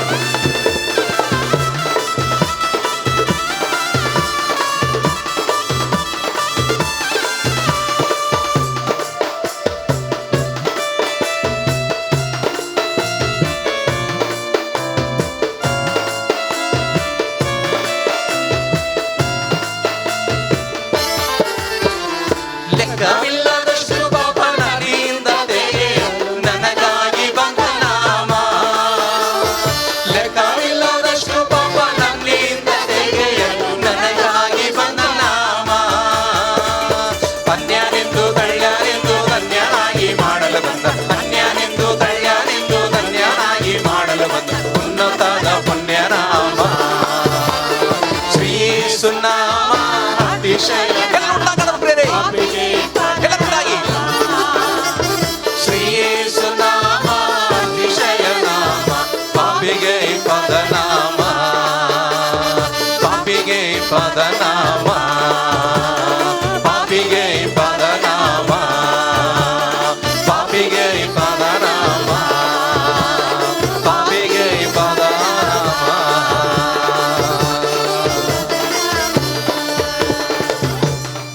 ಎಂಬುದಾಗಿ ಹೇಳಿದ್ದಾನೆ. ಆತ ನಮಗೆ ಆತನು ರಕ್ಷಕನಾಗಿದ್ದಾನೆ. ಆತನ ಇಕ್ಕಟ್ಟಿನಲ್ಲಿ ವಿಶೇಷವಾದಂತಹ ಸಹಾಯಕನಾಗಿದ್ದಾನೆ. ನಮ್ಮ ಕಣ್ಣೀರನ್ನು ಒರೆಸುವ ದೇವರು ಆತನಾಗಿದ್ದಾನೆ. ಆತನು ನಮ್ಮನ್ನು ನಡೆಸುವಂಥ ದೇವರಾಗಿದ್ದಾನೆ. ಹೌದು ಪ್ರಿಯರೇ, ನಿನ್ನ ಸಮಸ್ಯೆ ಏನೇ ಇರ್ಬೋದು, ನಿನ್ನ ದುಃಖ ಏನೇ ಇರ್ಬೋದು, ಹೇಳ್ಕೊಳ್ಳೋಂಥ ಪರಿಸ್ಥಿತಿಯಲ್ಲಿ ಏನಿರ್ಬೋದು, ಆದರೆ ಈ ಸಮಯದಲ್ಲಿ ಕರ್ತನ ಸಮ್ಮುಖದಲ್ಲಿ ನೀನು ಬಂದಿದೆಯಲ್ಲ, ಈ ಸಮಯದಲ್ಲಿ ನಿನ್ನನ್ನು ಪರಿಪೂರ್ಣತೆಯಲ್ಲಿ ಒಪ್ಪಿಸಿಕೊಟ್ಟು ಆತನ ಸಮ್ಮುಖದಲ್ಲಿ ನೀನು ಸ್ತುತಿಸುವಾಗ, ನೀನು ಕೊಂಡಾಡುವಾಗ ಆತನ ಪರಿಪೂರ್ಣ ನೀನು ಬಡಿಗಡೆ ದಯಪಾಸ್ತಾನೆ. ಎಲ್ಲೇ ಕಷ್ಟಪಡುವರೆ, ಹೊರಬತ್ತವರೇ, ನೀವು ನನ್ನ ಬಳಿ ಬನ್ನಿರಿ, ನಾನು ನಿಮಗೆ ಸಮಾಧಾನ ಕೊಡ್ತೀನಿ ಎಂಬುದಾಗಿ. ಈ ಲೋಕದಲ್ಲಿ ಯಾರು ಕೊಡಲಾರದಂಥ ಸಮಾಧಾನ ಆತನೊಬ್ಬನೇ ಕೊಡುವ ಆತನಾಗಿದ್ದಾನೆ. ಹೌದು ಪ್ರಿಯರೇ, ಪಾಪ ಮರಣದಲ್ಲಿರ್ತಕ್ಕಂಥ ನಮ್ಮನ್ನು ಆತನು ಪ್ರೀತಿ ಮಾಡಿದಂಥ ದೇವರಾಗಿದ್ದಾನೆ. ತನ್ನ ಕೃಪೆಯಲ್ಲಿ ತನ್ನ ನಡೆಸಿದ್ದಾನೆ. ಆತನ ಶಾಶ್ವತವಾದಂಥ ಪ್ರೀತಿಗಾಗಿ ಸ್ತೋತ್ರ ಸಲ್ಲಿಸೋಣ. Thank you lord. ಯೇಸುವೆ ನಿನಗೆ ವಂದನೆ. ಪಾಪದ ಮರಣದಲ್ಲಿ ಇದ್ದಂತ ನನ್ನ ಪ್ರೀತಿ ಮಾಡಿ ಪ್ರಾಣ ಕೊಟ್ಟು ಬದುಕಿಸಿದೆ ದೇವಾ. ಪಾಪದ ಮರಣದಲ್ಲಿ ಇದ್ದಂತ ನನ್ನ ಪ್ರೀತಿ ಮಾಡಿ ಪ್ರಾಣ ಕೊಟ್ಟು ಬದುಕಿಸಿದೆ ದೇವಾ. ನಿನ್ನ ಕೃಪೆ ಶಾಶ್ವತ ಎಂದೆಂದು ದೇವಾ. ನಿನ್ನ ಕೃಪೆ ಶಾಶ್ವತ ಎಂದೆಂದು ದೇವಾ. ನಿನ್ನ ಪ್ರೀತಿಯಿಂದ ನಾನು ಜೀವಿಸುವೆ ದೇವಾ. ನಿನ್ನ ಪ್ರೀತಿಯಿಂದ ನಾನು ಜೀವಿಸುವೆ ದೇವಾ. ಯೇಸಯ್ಯ, ಯೇಸಯ್ಯ, ನೀನಿಲ್ಲದೆ ನಾನಿಲ್ಲಯ್ಯ. ಯೇಸಯ್ಯ, ಯೇಸಯ್ಯ, ನೀನಿಲ್ಲದೆ ನಾನಿಲ್ಲಯ್ಯ. ಹೌದು ಪ್ರಿಯರೇ, ಕಷ್ಟದಲ್ಲಿ ದುಃಖದಲ್ಲಿ ಜೊತೆಲಿರುವ ದೇವರ ಆತನಾಗಿದ್ದಾನೆ. ರೋಗದಲ್ಲಿ ಇದೇನೋ ಗೊತ್ತಿಲ್ಲ, ಸಂಕಷ್ಟದಲ್ಲಿ ಇದೇನೋ ಗೊತ್ತಿಲ್ಲ, ನೀನು ಕೊರತೆಯಲ್ಲಿ ಇದೇನೋ ಗೊತ್ತಿಲ್ಲ, ನೀನು ಸೋತು ಹೋದ ಸಮಯದಲ್ಲಿ ಇದೇನೋ ಗೊತ್ತಿಲ್ಲ, ಆದರೆ ದೇವರು ನಿನ್ನ ಬಿಡಿಸುವಂತ ದೇವರಾಗಿದ್ದಾನೆ.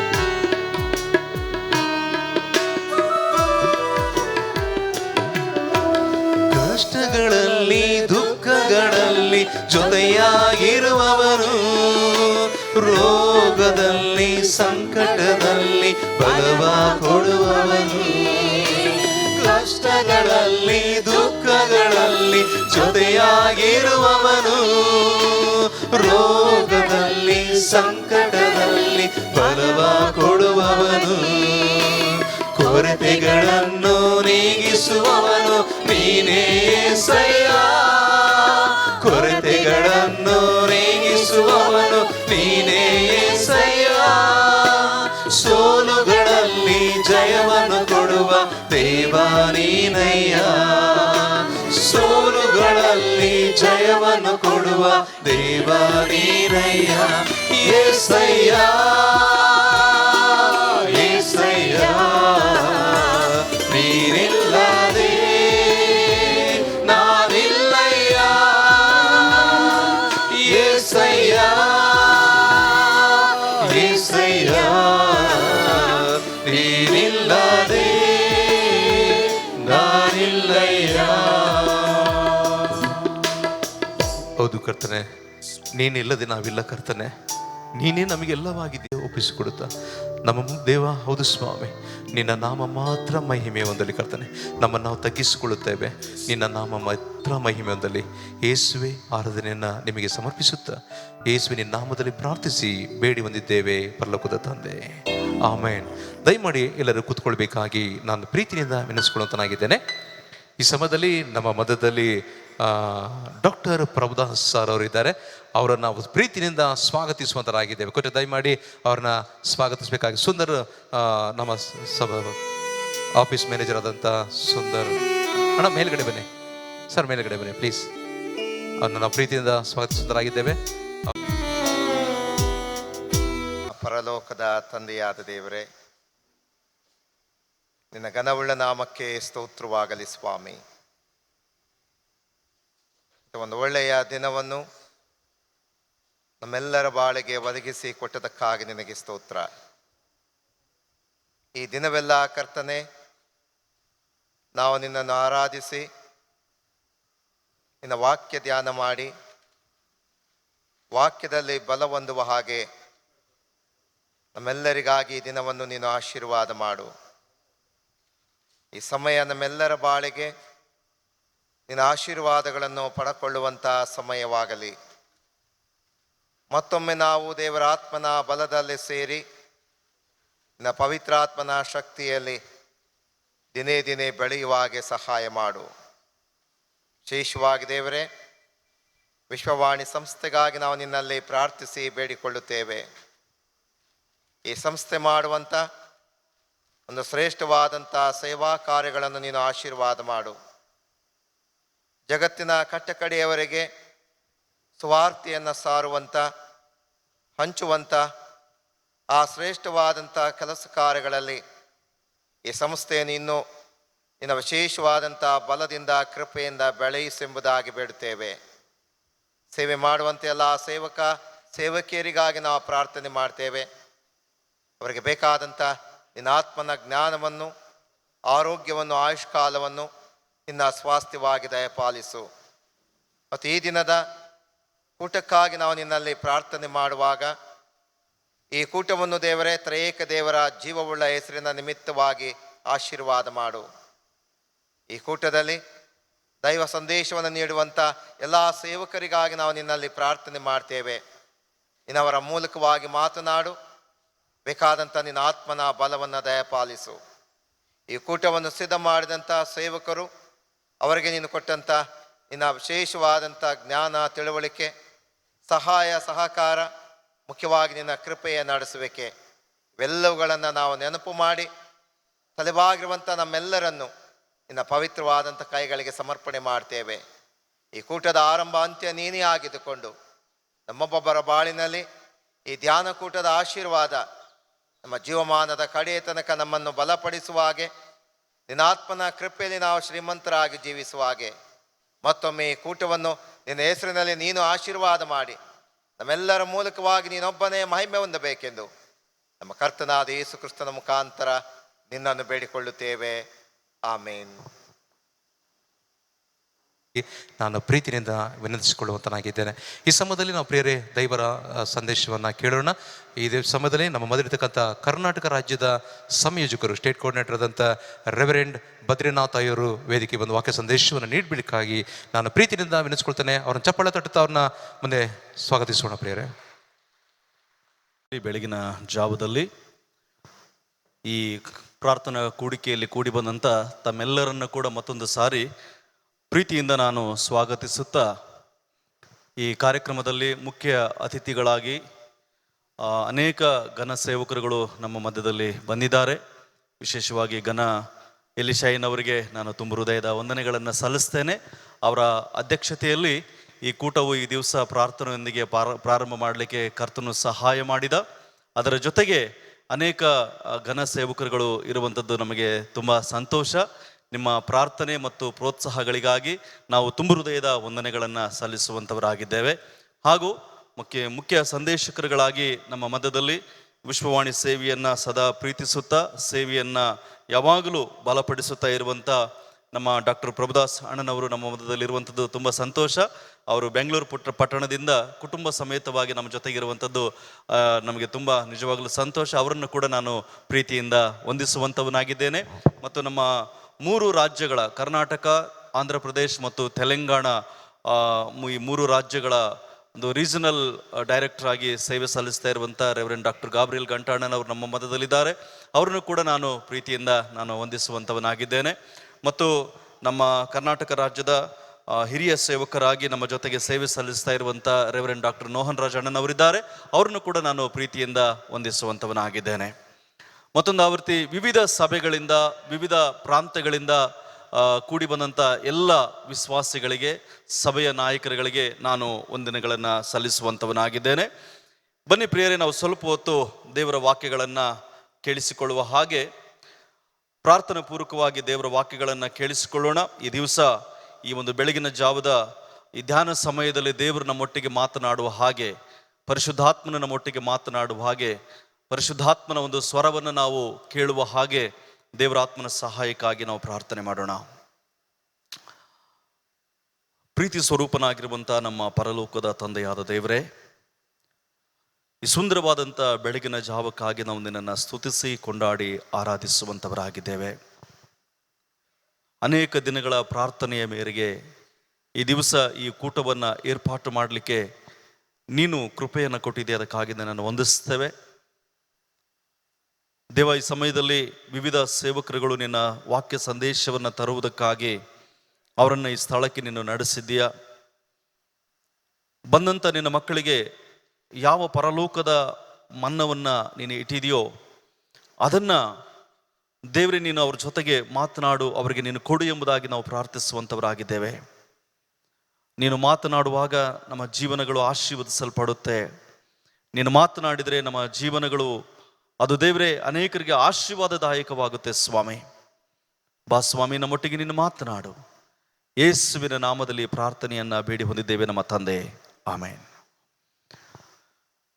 ಪ್ರಿಯರೇ, ಇವತ್ತು ನಾನು ಈ ಬೆಳಗಿನ ಜಾವದಲ್ಲಿ ಬಹಳ ಕ್ಲುಪ್ತವಾಗಿ ಆಧ್ಯಾತ್ಮಿಕ ಜೀವನದಲ್ಲಿ ನಾವುಗಳು ಅಭಿವೃದ್ಧಿ ಹೊಂದಲು ಏನು ಮಾಡಬೇಕು ಅನ್ನುವಂಥದ್ದರ ಕುರಿತಾಗಿ 4 ಸಂಗತಿಗಳನ್ನು ನಿಮ್ಮೊಟ್ಟಿಗೆ ನಾನು ಹಂಚಿಕೊಳ್ಳುವುದಕ್ಕಾಗಿ ಬಯಸುವಂಥವನಾಗಿದ್ದೇನೆ. ಇವತ್ತಿನ ಒಂದು ಟ್ರೆಂಡ್ ನಾವು ಆಲೋಚನೆ ಮಾಡಿದರೆ ಬಹಳಷ್ಟು ಜನರಿಗೆ ಹೆಲ್ತ್ ಕಾನ್ಸಿಯಸ್ ಬೆಳೀತಾ ಇದೆ.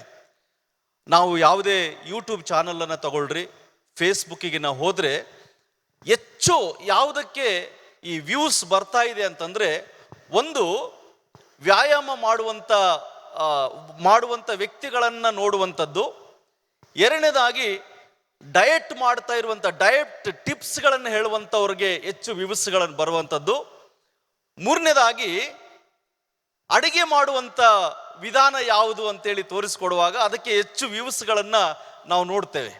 ಸಾಮಾನ್ಯವಾಗಿ ನಾವು ಯೂಟ್ಯೂಬ್ಗಳನ್ನು ಚೆಕ್ ಮಾಡ್ತಾ ಇರುವಾಗ ನನಗೆ ಸ್ವಲ್ಪ ಅಡುಗೆಯಲ್ಲಿ ಭಾಳ ಅಭಿರುಚಿ. ನನಗೆ ಅಡುಗೆ ಮಾಡುವಂಥದ್ದು, ವೆರೈಟಿ ಊಟ ಮಾಡುವಂಥದ್ದು ನನಗೆ ತುಂಬ ಇಷ್ಟ. ಆಗಾಗ ನಾನು ಈ ಯೂಟ್ಯೂಬ್ಗಳಲ್ಲಿ ಈ ಅಡುಗೆ ಮಾಡುವಂಥ ವಿಧಾನಗಳನ್ನು, ಅಫ್ಕೋರ್ಸ್ ನನಗೆ ಸಮಯ ಇಲ್ಲ ಮಾಡಲಿಕ್ಕೆ, ಆದರೆ ಆಗಾಗ ಅದನ್ನು ನೋಡ್ತಾ ಇರುವಾಗ ಸುಮಾರು ಲಕ್ಷಗಟ್ಟಲೆ ಅದರಲ್ಲಿ ವ್ಯೂಸ್ಗಳನ್ನು ನೋಡುವಾಗ ನನಗೆ ಆಶ್ಚರ್ಯ ಅನಿಸುತ್ತೆ.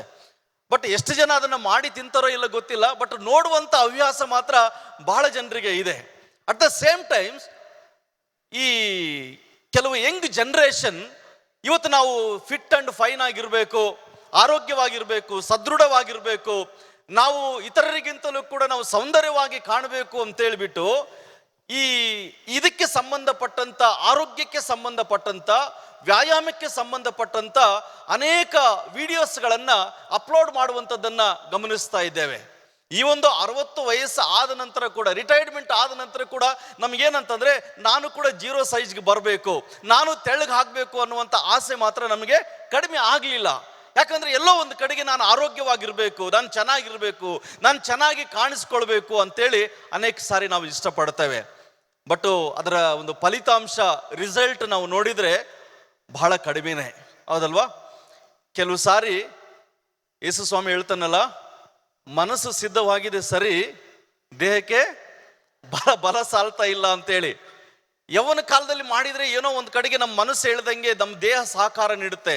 ಆದರೆ ವಯಸ್ಸಾದ ನಂತರ ಮನಸ್ಸು ರೆಡಿ ಇರ್ತದೆ, ಆದರೆ ನಮ್ಮ ದೇಹ ಸಹಕಾರ ನೀಡಲ್ಲ. ನಮ್ಮ ದೇಹ ಅದಕ್ಕೆ ತಕ್ಕಂತೆ ವರ್ತನೆ ಮಾಡಲ್ಲ. ನಾನೊಬ್ಬ ಒಳ್ಳೆ ಡ್ಯಾನ್ಸರ್ ರೀ. ಹೈಸ್ಕೂಲಲ್ಲಿ ಇದ್ದಂಥ ಸಂದರ್ಭದಲ್ಲಿ ನಾನು ತುಂಬ ಚೆನ್ನಾಗಿ ಡ್ಯಾನ್ಸ್ ಮಾಡ್ತಾ ಇದ್ದೆ. ಇವಾಗೂ ಡ್ಯಾನ್ಸ್ ಮಾಡ್ಬೇಕು ಅನಿಸುತ್ತೆ, ಆದರೆ ಮೈಂಡಲ್ಲಿ ಹಂಗೆ ಮಾಡಬೇಕು ಹಿಂಗೆ ಮಾಡ್ಬೇಕು ಅನಿಸುತ್ತೆ. ಹಂಗೆ ಮಾಡಬೇಕು ಅಂತೇಳಿ ಏನಾದರೂ ಹಂಗೆ ಕಾಲು ಎತ್ತಿದ್ರಪ್ಪ ಅಂತಂದ್ರೆ ಎಲ್ಲೋ ಒಂದು ಕಡೆ ನರ ಹಿಡ್ಕೊಂಡ್ಬಿಡ್ತದೆ, ಎಲ್ಲೋ ಒಂದು ಕಡೆ ಚಳಕ್ ಅಂದ್ಬಿಡ್ತದೆ. ಆ ಭಯ ನಮ್ಮನ್ನು ಕಾಡ್ತಾ ಏನು ಮಾಡ್ತದೆ, ನಾವು ಏನು ಮಾಡ್ಬೇಕಂತೇಳಿ ಅನ್ಕೊಳ್ತೀವೋ ಅದನ್ನು ಮಾಡದ ಹಾಗೆ ಆಸೆಯಾಗಿಯೇ ಉಳಿದು ಬಿಡ್ತದೆ ಹೊರತು ಅದನ್ನು ಸಾಧನೆ ಮಾಡೋಕ್ಕೆ ನಮ್ಮ ಜೀವನದಲ್ಲಿ ಸಾಧ್ಯ ಆಗೋದಿಲ್ಲ. ಇವತ್ತು ನಾನು ನಿಮಗೆ ಈ ಬೆಳಗಿನ ಜಾವದಲ್ಲಿ ಆಧ್ಯಾತ್ಮಿಕ ವಿಷಯದ ಕುರಿತಾಗಿ ಕೆಲವು ಸಂಗತಿಗಳನ್ನು ಹಂಚಿಕೊಳ್ಳಿಕ್ಕೆ ಇಷ್ಟಪಡ್ತೇನೆ. ಇದು ಕೇವಲ ಯವನಸ್ಥರು ಮಾತ್ರವೇ ಅಲ್ಲ, ಕೇವಲ ಚಿಕ್ಕ ಮಕ್ಕಳು ಮಾತ್ರವೇ ಅಲ್ಲ, ಇದು 60 ವಯಸ್ಸಿನ ಮೇಲೆಯವರು ಕೂಡ ಮಾಡುವಂತ ವ್ಯಾಯಾಮಗಳು. ಈ ಒಂದು 70 ವರ್ಷದ ಮೇಲೆ ಮಾಡುವಂತ ವ್ಯಾಯಾಮಗಳು. ಎಲ್ಲರೂ ಚಿಕ್ಕ ಮಕ್ಕಳಿಂದ ಹಿಡಿದುಕೊಂಡು ದೊಡ್ಡವರ ತನಕ, ವಯಸ್ಸಾದಂಥವರ ತನಕ, ನಾಳೆ ನಾನು ಸಮಾಧಿಗೆ ಹೋಗ್ತೀನಿ ಅಂತಂದ್ರು ಕೂಡ ಇವತ್ತು ಕೂಡ ಆ ವ್ಯಾಯಾಮ ಮಾಡಿದ್ರೆ ನಿನಗೆ ಖಂಡಿತವಾಗಿ ನೀನು ಆತ್ಮಿಕವಾಗಿ ಆರೋಗ್ಯಕರವಾಗಿರ್ತೀಯ ಅನ್ನುವಂಥ 4 ಟಿಪ್ಸ್ಗಳನ್ನು ನಿಮ್ಮ ಜೊತೆಗೆ ನಾನು ಹಂಚಿಕೊಳ್ಳಿಕ್ಕಾಗಿ ಬಯಸ್ತೇನೆ. ಓಕೆ, ಎಷ್ಟು ಜನರಿಗೆ ಆತ್ಮಿಕವಾಗಿ ನಾನು ಆರೋಗ್ಯವಾಗಿರ್ಬೇಕು, ಸದೃಢವಾಗಿರ್ಬೇಕು, ಬಲಶಾಲಿ ಆಗಿರ್ಬೇಕು? ಶರೀರದ ಕುರಿತಾಗಿ ನಾನು ಮಾತಾಡ್ತಾ ಇಲ್ಲ, ಯಾಕೆಂದ್ರೆ ನಾವೆಲ್ಲ ಆದಾಮನ ಶರೀರ ಹೊಂದ್ಕೊಂಡಿದ್ದೇವೆ. ನಮಗೆ ಬಲಹೀನತೆಗಳಿದ್ದಾವೆ, ರೋಗಗಳಿದ್ದಾವೆ. ಓಕೆ, ಅಫ್ಕೋರ್ಸ್ ಅದ್ರ ಬಗ್ಗೆ ನಾವು ಚಿಂತೆ ಮಾಡೋದು ಬೇಡ. ಇವಾಗ ನಾವು ಆಲೋಚನೆ ಮಾಡೋಣ, ನಮ್ಮ ಆಧ್ಯಾತ್ಮಿಕ ಜೀವನದಲ್ಲಿ ನಾವು ಆರೋಗ್ಯಕರವಾಗಿರ್ಬೇಕು, ನಾನು ಯಾವಾಗಲೂ ಕೂಡ ಫಿಟ್ ಅಂಡ್ ಫೈನ್ ಆಗಿರ್ಬೇಕು ಅಂತೇಳಿ ಎಷ್ಟು ಜನರಿಗೆ ಆಸೆ ಇದೆ? ಅಲ್ಲಿಲ್ಲೂಯ್ಯ. ಕೆಲವ್ರಿಗೆ ಆಸೆ ಇಲ್ಲ, ಕೆಲವರು ಅರ್ಧ ಕೈ ಎತ್ತಿದ್ರೆ ಅಂದ್ರೆ ನನಗೆ ಅರ್ಧನೇ ಆಸೆ ಇದೆ ಅಂತ ಹೇಳ್ಬಿಟ್ಟು. ಓಕೆ, ತುಂಬಾ ಸಂತೋಷ. 4 ಟಿಪ್ಸ್ಗಳನ್ನು ನಿಮ್ಮ ಜೊತೆಗೆ ನಾನು ಹಂಚ್ಕೊಳ್ತೇನೆ. ಅದನ್ನ ವಾಕ್ಯಾನುಸಾರವಾಗಿ ನಿಮ್ಮ ಜೊತೆಗೆ ನಾನು ಮಾತನಾಡ್ಲಿಕ್ಕಾಗಿ ಬಯಸ್ತೇನೆ. ಸತ್ಯವೇದ ತಂದಿರುವಂಥವ್ರು ದಯಮಾಡಿ ಆ ಸತ್ಯವೇದದ ನಾನು ಹೇಳುವಂತ ಕೆಲವು ವಚನಗಳನ್ನ ತೆರೆದಿಟ್ಟು ನೀವು ಅದನ್ನು ಓದಿದ್ರೆ ಅದಕ್ಕೆ ಇನ್ನೂ ಎಷ್ಟು ಅರ್ಥ ಬರುತ್ತೆ ಅಂತೇಳಿ ನಾನು ವಿಶ್ವಾಸ ಮಾಡ್ತೇನೆ. ಮೊದಲನೇದಾಗಿ ಪರಮಗೀತ 2ನೇ ಅಧ್ಯಾಯದ 3ನೇ ವಚನ. ನಾವು ಆತ್ಮಿಕವಾಗಿ ಸದೃಢವಾಗಿ ನಾವು ಇರಬೇಕು. ಮುಪ್ಪಿನ ಕಾಲದಲ್ಲಿಯೂ ಕೂಡ ನಾವು ಸೈತಾನನೊಂದಿಗೆ ಹೋರಾಡಬೇಕು, ಸೈತಾನನನ್ನು ಜಯಿಸಬೇಕು, ಲೋಕವನ್ನು ನಾವು ಜಯಿಸಬೇಕು, ಲೋಕದ ಇಚ್ಛೆಗಳನ್ನು ಜಯಿಸಬೇಕು, ಶಾರೀರಿಕ ಇಚ್ಛೆಗಳನ್ನು ಜಯಿಸಬೇಕು ಅಂತೇಳಿ ನಮಗೆ ಒಂದು ವೇಳೆ ಮನಸ್ಸಿದ್ರೆ ಮೊದಲನೇದಾಗಿ ನಾವು ಮಾಡಬೇಕಾದಂಥ ಆಧ್ಯಾತ್ಮಿಕವಾದಂಥ ಕಾರ್ಯ ಪರಮಗೀತ 2ನೇ ಅಧ್ಯಾಯ ಅದರ 3ನೇ ವಚನವನ್ನ ಎಲ್ಲರೂ ನಿಮ್ಮ ಬೈಬಲ್ಗಳನ್ನು ತೆರೆದಿಟ್ಕೊಳ್ರಿ. ಎಲ್ಲರೂ ನಿಮ್ಮ ಬೈಬಲ್ಗಳನ್ನು ತೆರೆದಿಟ್ಕೊಳ್ರಿ. 3ನೇ ವಚನ ನಾವೆಲ್ಲರೂ ಕೂಡ ಒಟ್ಟಾಗಿ ಸೇರಿ ನಾವು ಆ ವಚನವನ್ನ ಓದಿಕೊಳ್ಳೋಣ. 2ನೇ ಅಧ್ಯಾಯ 3ನೇ ವಚನ. Ready, 1 2 3 start. ಉದ್ಯಾನ ವೃಕ್ಷಗಳಲ್ಲಿ ಸೇಬು ಹೇಗೋ, ಪುರುಷರಲ್ಲಿ ನನ್ನ ಕಾಂತನು ಹಾಗೆಯೇ ಇಷ್ಟನು. ನಾನು ಅವನ ನೆರಳಿನಲ್ಲಿ ಕೂತು ಸಂತಸಗೊಂಡೆನು ಅನ್ನುವಂಥ ಮಾತು. ನಿಮ್ಮ ಬೈಬಲ್ನಲ್ಲಿ ಆ ಮಾತು ಅಂಡರ್ಲೈನ್ ಮಾಡ್ಕೊಳ್ರಿ. ನಾನು ಅವನ ನೆರಳಿನಲ್ಲಿ ಕೂತು ಸಂತಸಗೊಂಡೆನು ಅನ್ನುವಂಥ ಮಾತು. ಆತ್ಮಿಕವಾಗಿ ನಾವು ಸದೃಢವಾಗಿರ್ಬೇಕಾದ್ರೆ ಮೊದಲನೇದಾಗಿ ನಾವುಗಳು ಕುಳಿತುಕೊಳ್ಳುವಂಥದ್ದನ್ನು ನಾವು ಕಲಿಯಬೇಕು. ಆಧುನಿಕ ಜಗತ್ತಿನಲ್ಲಿ ಡೈನಿಂಗ್ ಟೇಬಲ್ಗಳು ಬಂದಿದ್ದಾವೆ, ಒಳ್ಳೆ ಸುಖಾಸನಗಳು ಬಂದಿದ್ದಾವೆ. ಇವತ್ತು ವಯಸ್ಸಾದವ್ರನ್ನ ಬಿಟ್ಬಿಡ್ರಿ, 30 ವರ್ಷದ ಯುವಕರನ್ನ ಕೇಳ್ರಿ, ನೀವು ಕೆಳಗಡೆ ಅರ್ಧ ಗಂಟೆ ಕೂತ್ಕೋ ಅಂತ ಹೇಳಿದ್ರೆ ಸಾಧ್ಯ ಇದೆಯಾ? ಸಾಧ್ಯ ಆಗ್ತಾ ಇಲ್ಲ. ಯಾಕೆಂತಂದ್ರೆ ಹೇಳಿದಿನಲ್ಲ ನಾನು, ನಮ್ಮ ದೇಹ ಅದಕ್ಕೆ ಸಹಕಾರ ನೀಡುತ್ತಾ ಇಲ್ಲ, ನಮ್ಮ ದೇಹಕ್ಕೆ ಸರಿಯಾದಂಥ ಶಿಕ್ಷಣವನ್ನು ನಾವು ಕೊಡ್ಲಿಲ್ಲ. ಆದ್ರಿಂದ ಇವತ್ತು ನಮ್ಮ ದೇಹ ಹೇಳಿದ ಹಾಗೆ ನಾವು ಕೇಳ್ತಾ ಇದೀವಿ ಹೊರತು ನಮ್ಮ ಮನಸ್ಸು ಹೇಳಿದ ಹಾಗೆ ನಾವು ಅದಕ್ಕೆ ವಿಧೇಯರಾಗ್ಲಿಕ್ಕೆ ಆಗ್ತಾ ಇಲ್ಲ. ಸೊ ಮೊದಲನೇದಾಗಿ ಏನಂತಂದ್ರೆ ಅಂಶ, ನಾವು ದೇವರ ಸನ್ನಿಧಿಯಲ್ಲಿ ಕುಳಿತುಕೊಳ್ಳುವಂತ ಅಭ್ಯಾಸವನ್ನು ನಾವು ಮಾಡಿಕೊಳ್ಬೇಕು. ಮೊದಲನೇದಾಗಿ ನಾವು ಆತ್ಮಿಕವಾಗಿ ಸದೃಢವುಳ್ಳ ವ್ಯಕ್ತಿಗಳಾಗಬೇಕಾದ್ರೆ, ಆತ್ಮಿಕವಾಗಿ ನಾವು ಜೀವನದಲ್ಲಿ ಬೆಳೆಯಬೇಕಾದ್ರೆ ಮೊದಲನೇದಾಗಿ ಯೇಸುವಿನ ಪಾದಗಳ ಬಳಿಯಲ್ಲಿ ಕುಳಿತುಕೊಳ್ಳುವಂತ ಹವ್ಯಾಸವನ್ನು ನಾವು ಮಾಡಿಕೊಳ್ಬೇಕು. ಪ್ರೀತಿಯ ದೇವ ಜನರೇ, ಇವತ್ತಿನ ದಿನಗಳಲ್ಲಿ ಕೂತುಕೊಳ್ಳುವುದಕ್ಕೆ ನಮಗೆ ಸಮಯ ಇಲ್ಲ. ದೇವರ ಸನ್ನಿಧಾನದಲ್ಲಿ ಕುಳಿತು ದೇವರ ವಾಕ್ಯಗಳನ್ನು ಧ್ಯಾನ ಮಾಡುವುದಕ್ಕಾಗಿ ನಮಗೆ ಸಮಯ ಇಲ್ಲ. ನಾವು ಬ್ಯುಸಿಯಾದಂಥ ಲೋಕದಲ್ಲಿ ಬಹಳಷ್ಟು ಗಡಿಬಿಡಿಯಿಂದ ಜೀವನವನ್ನು ಸಾಗಿಸ್ತಾ ಇದ್ದೇವೆ. ದೇವರ ಸಮ್ಮುಖದಲ್ಲಿ ಕುಳಿತು ದೇವರ ವಾಕ್ಯಗಳನ್ನು ಧ್ಯಾನ ಮಾಡುವುದಕ್ಕಾಗಿ ನಮಗೆ ಸಮಯ ಅವಕಾಶವಾಗ್ತಾ ಇಲ್ಲ. ಇನ್ನೊಂದು ವಿಷಯದಲ್ಲಿ ಹೇಳಬೇಕು ಅಂತಂದ್ರೆ, ಸೈತಾನನು ನಮ್ಮನ್ನ ಈ ಲೋಕದಲ್ಲಿ ದೇವರ ಸಾನ್ನಿಧ್ಯದಲ್ಲಿ ಕುಳಿತುಕೊಳ್ಳದ ಹಾಗೆ ನಮ್ಮನ್ನು ಏನು ಮಾಡ್ತಾ ಇದ್ದಾನೆ, ಲೋಕದ ಸಂಗತಿಗಳಲ್ಲಿ ನಮ್ಮನ್ನು ಬ್ಯುಸಿಯಾಗಿ ಇಡ್ತಾ ಇದ್ದಾನೆ. ಕೆಲವರು ಹೇಳ್ತಾರೆ, ಬ್ರದರ್ ಮೀಟಿಂಗ್ ಬರ್ತೀರಾ ಅಂತ ಹೇಳಿದ್ರೆ, ಇಲ್ಲ ಬ್ರದರ್ ನಾನು ತುಂಬಾ ಬ್ಯುಸಿ ಆಗಿದ್ದೀನಿ. ಚರ್ಚಿಗೆ ಬರ್ತೀರಾ ಬ್ರದರ್ ಅಂತ ಕೇಳಿದ್ರೆ, ಇಲ್ಲ ಬ್ರದರ್ ನಾನು ತುಂಬಾ ಬ್ಯುಸಿ ಆಗಿದ್ದೀನಿ, ಭಾನುವಾರ ಕೂಡ ನನಗೆ ಸಮಯ ಸಿಗ್ತಾ ಇಲ್ಲ, ಭಾನುವಾರ ಕೂಡ ದೇವರ ಆಲಯಕ್ಕೆ ಹೋಗ್ಲಿಕ್ಕೆ ನನಗೆ ಅವಕಾಶ ಆಗ್ತಾ ಇಲ್ಲ. ಯಾಕೆಂದ್ರೆ ಐ ಆಮ್ ಸೋ ಬಿಸಿ. ಪ್ರೀತಿಯ ದೇವ ಜನರೇ, ಒಬ್ಬ ಸದೃಢವಾದಂಥ ವಿಶ್ವಾಸಿ ನೀನು ಆಗಬೇಕು. ಆಧ್ಯಾತ್ಮಿಕ ಜೀವನದಲ್ಲಿ ನಿನ್ನ ಜೀವನದಲ್ಲಿ ಬರುವಂಥ ಹೋರಾಟಗಳನ್ನು, ನಿನ್ನ ಜೀವನದಲ್ಲಿ ಬರುವಂಥ ಶ್ರಮೆ ಸಂಕಟಗಳನ್ನು, ಸವಾಲುಗಳನ್ನು ನೀನು ಎದುರಿಸಬೇಕಾದ್ರೆ ನಾವುಗಳು ದೇವರ ಸಾನ್ನಿಧ್ಯದಲ್ಲಿ ಕುಳಿತುಕೊಳ್ಳುವಂಥ ಹವ್ಯಾಸವನ್ನು ನಾವು ಮಾಡಿಕೊಳ್ಬೇಕು. ಇಲ್ಲಿ ಭಕ್ತನೇ ಹೇಳ್ತಾನೆ, ನಾನು ಅವನ ನೆರಳಿನಲ್ಲಿ ಕೂತು ಸಂತೋಷಗೊಂಡೆನು ಅಂತೇಳಿ. ಇಲ್ಲಿ ಪರಮಗೀತ ಗ್ರಂಥವನ್ನು ನೀವು ಓದುವಾಗ ಒಂದು ವಿಷಯವನ್ನು ನೆನಪಿನಲ್ಲಿ ಇಟ್ಕೊಳ್ಬೇಕು. ಇದು ಯೇಸು ಕ್ರಿಸ್ತನಿಗೂ ಮತ್ತು ಸಭೆಗೂ ಇರುವಂತ ಒಂದು ಸಂಬಂಧದ ಕುರಿತಾಗಿ ದೇವರ ವಾಕ್ಯ ಮಾತನಾಡುತ್ತೆ. ಒಂದು ಗಂಡ ಮತ್ತು ಹೆಂಡತಿಯ ಕುರಿತಾಗಿ ಅನೇಕ ಉದಾಹರಣೆಗಳನ್ನು ಇಲ್ಲಿ ನಾವು ನೋಡ್ತೇವೆ. ಒಂದು ಸುಂದರವಾದಂಥ ಕುಟುಂಬವನ್ನ, ಒಂದು ಸುಂದರವಾದಂಥ ಬದುಕನ್ನ ಕಟ್ಟಿಕೊಳ್ಳಲಿಕ್ಕೆ ಗಂಡ ಹೆಂಡತಿಯ ಸಂಬಂಧ ಎಷ್ಟು ಪ್ರಾಮುಖ್ಯವಾಗಿರ್ತದೋ, ಅದು ಎಷ್ಟು ಪ್ರೀತಿಯಿಂದ ತುಂಬಿರುತ್ತೋ, ಹಾಗೆ ಅವರ ಕುಟುಂಬ, ಅವರ ಜೀವನ ಅದು ಅಷ್ಟು ಏನು ಹೇಳ್ತಾರಲ್ಲ, ಸ್ವಾರಸ್ಯಕರವಾಗಿ ಸುಮಧುರವಾಗಿ ಆ ಕುಟುಂಬ ಇರುತ್ತೆ.